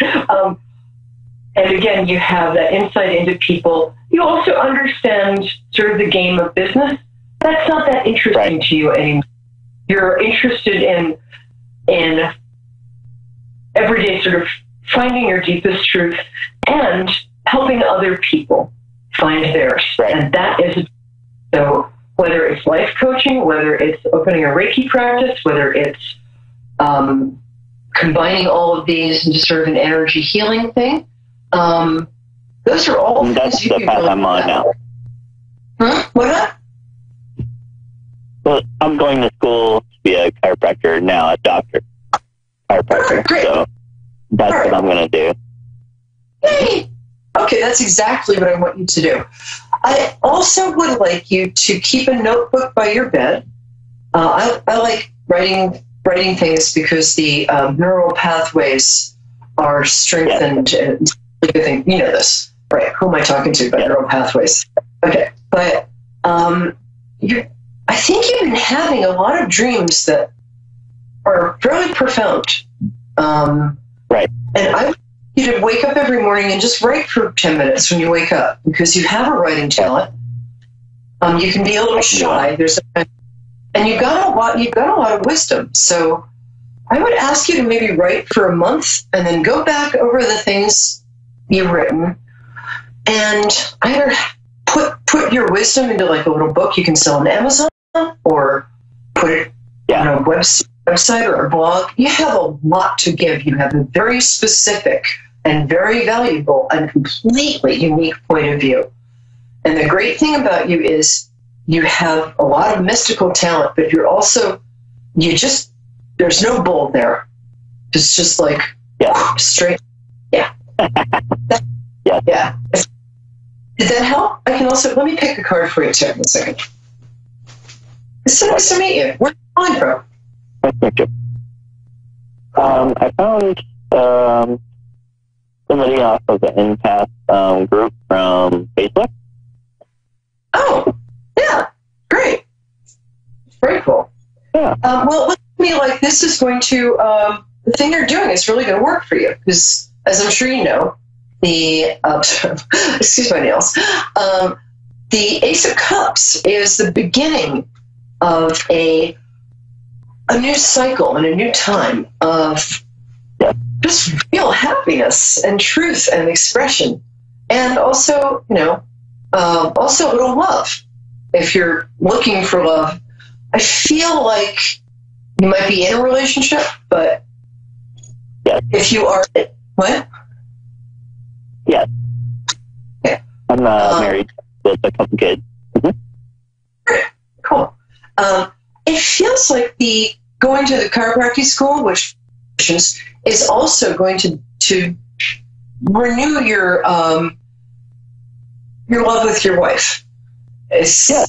You're going to see each other. I really like her too. Although she's got a physical issue that I want her to look at, something to do with blood sugar. Okay, so you know. Well, they're a natural healer and a natural diagnostician, but the other thing you bring to it, and then I'll let you go, is that you see people's specific and unique greatness, and you make a space for that. So I'm just really looking forward to seeing what you do. So keep in touch, will you? And maybe on my website, you're just welcome to say hi and send an email. I'm really curious because I think you really have a lot to offer. Yeah, I want to bring mankind a lot of healing and, lots of love, of course, and try to heal whoever I can. Yeah. Great. All right. Thank you, Manira. Really appreciate you being here. Thanks. All right. Thank you very much. My pleasure. Okay, keep in touch. And we've got 7 minutes for the next caller. And hi. Who is this? Hello. Hello. I'm sorry, didn't hear your name is? My name is Kathy. With a C or a K? I'm in Florida. Great. Is Kathy with a C or Kathy? Okay, cool. They're totally Kathy different with names. a K. Yeah. And so, Kathy, just tell me your birthday, and would you like? You want to talk about a specific thing, or would you like just a broad overview, or what works for you? Well, I kind of like to talk about a specific thing. My birthday is February 19th, 1956. Oh. How extraordinary. I just did a 3-hour session with somebody who was born on the exact day and year. That's amazing. Oh. Whoa. That's great. Well, that's what I call a confirmatory coincidence. So it means that what you're about to ask is important, and it also means that you're in alignment with your higher self right now. So keep going. I was in a relationship that ended, and he ended it, and I haven't heard from him. And I'm trying to find out if I'm going to hear from him or kind of where am I? I'm sorry, sweetie. Just so you know, this has nothing to do with you. One thing I get about this person is getting a lot of natural healers in the show today. You have a healing energy, and those of us who have that sometimes can attract people who need healing. And that can be a little challenging. I also think this person might have a substance problem or some kind of, maybe an addiction, whether you know about it or not. So I think the things that took this person away from you had to do with his not wanting to grow into the person that he knew he could become with you, his best self. And I think he started to really get happy and grow into his best self. And honestly, I think he panicked. Not everybody is brave enough to do that. So what I'd like you to know is this had nothing to do with you, how lovely you are, how good and necessary a person you are. And this had everything to do with somebody who had been a little broken, had a chance to become whole. And sometimes people are just more comfortable being broken.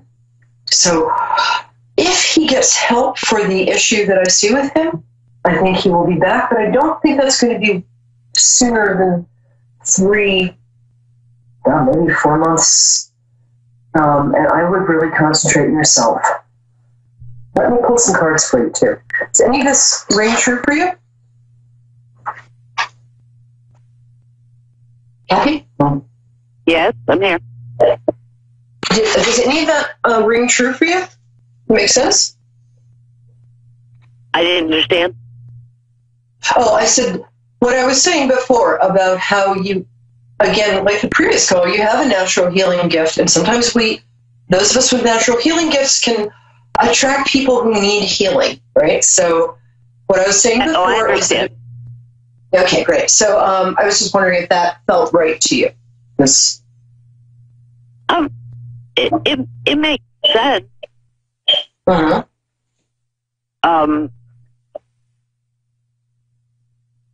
I just understand how he left, the way he left. Well, if it's any consolation, Kathy, he didn't either. he's not really in charge of his life or his feelings right now. And that's something that is a little difficult for the people around him to understand. And so what I get, the first card I picked for him was the, which I've now completely done something with. Sorry about that. First card I picked for him was a card that indicated that he was going to be kind of hermitizing. It's a card of somebody who is just he's isolating, is what he's doing, right? So, and again, that has nothing to do with you. That has a lot to do with his fear. As my friend Norris Church Mailer used to say, some people just aren't happy unless they're unhappy. And again, I really want to tell you not to take this personally. This card is like what's surrounding you right now. And what you're looking at is spilled golden cups. But if you turn around, there are full golden cups, which means you need a little breathing space here, because he was a little hard to understand in the last month or two. And there are reasons for that I don't think he was really forthcoming about. Oh, it was this card. That was the first card I got. And this is somebody who's not dead. They're just sort of retreated into themselves, into isolation for a bit. And the transformation card is having to fight for what you want.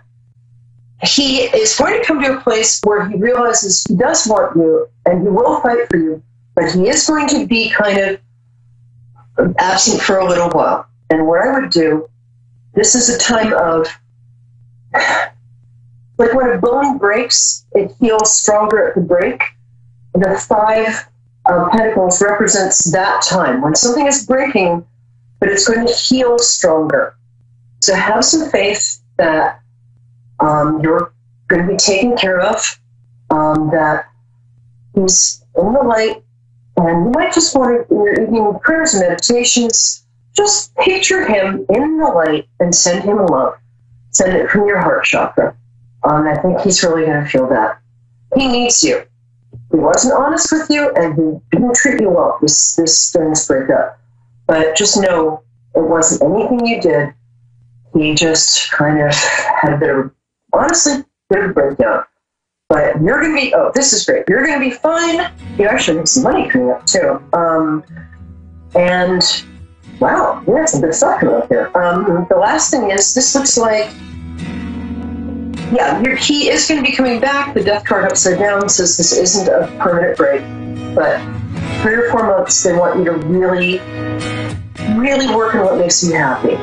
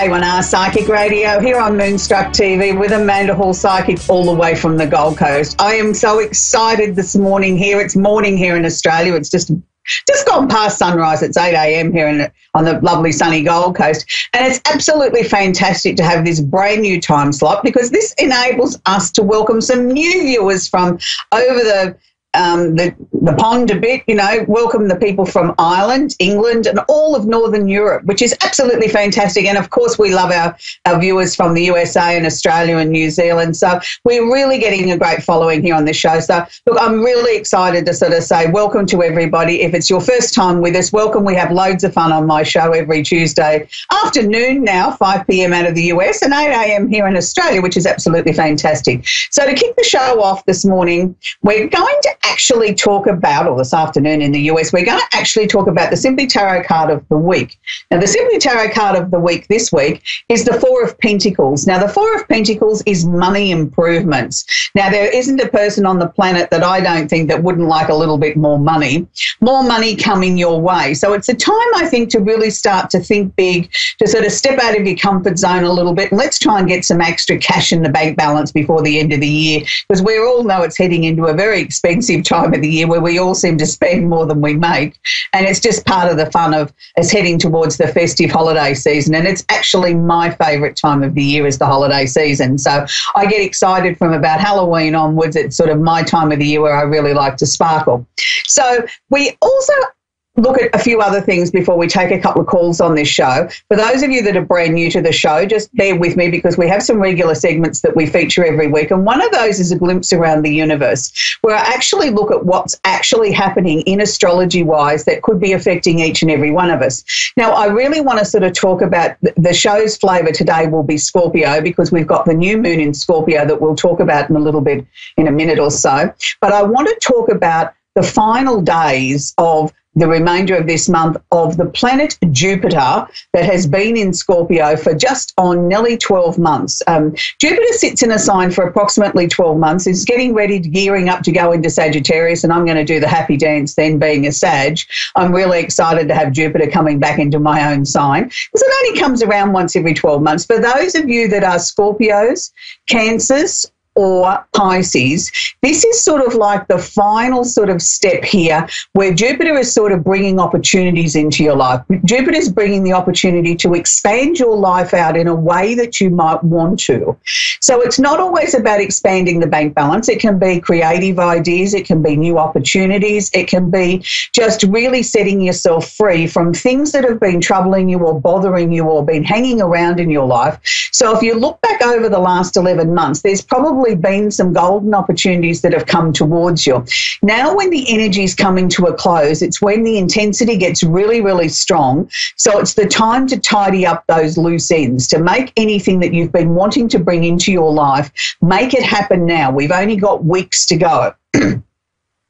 For the rest of the other 9 signs, it just means it's a time now where we're going to sort of slow down. We're going to start to look at the projects that we may have started. It may be time now for us to get sort of things down on paper, get things ready for when it actually launches into Sagittarius. And I will talk about that on the show the moment Jupiter goes into Sag, and explain to you how that's going to benefit each and every one of us. So it's a time to sort of slow down a little bit for the other 9 signs, start to make your plans, look at what you've already got in motion, look at whether there's anything there that needs to be sorted out, brought to the light, have a conversation about, and ready to make changes with that, and ready to sort of really give it an almighty push towards the end of this month. So we're now going to talk about the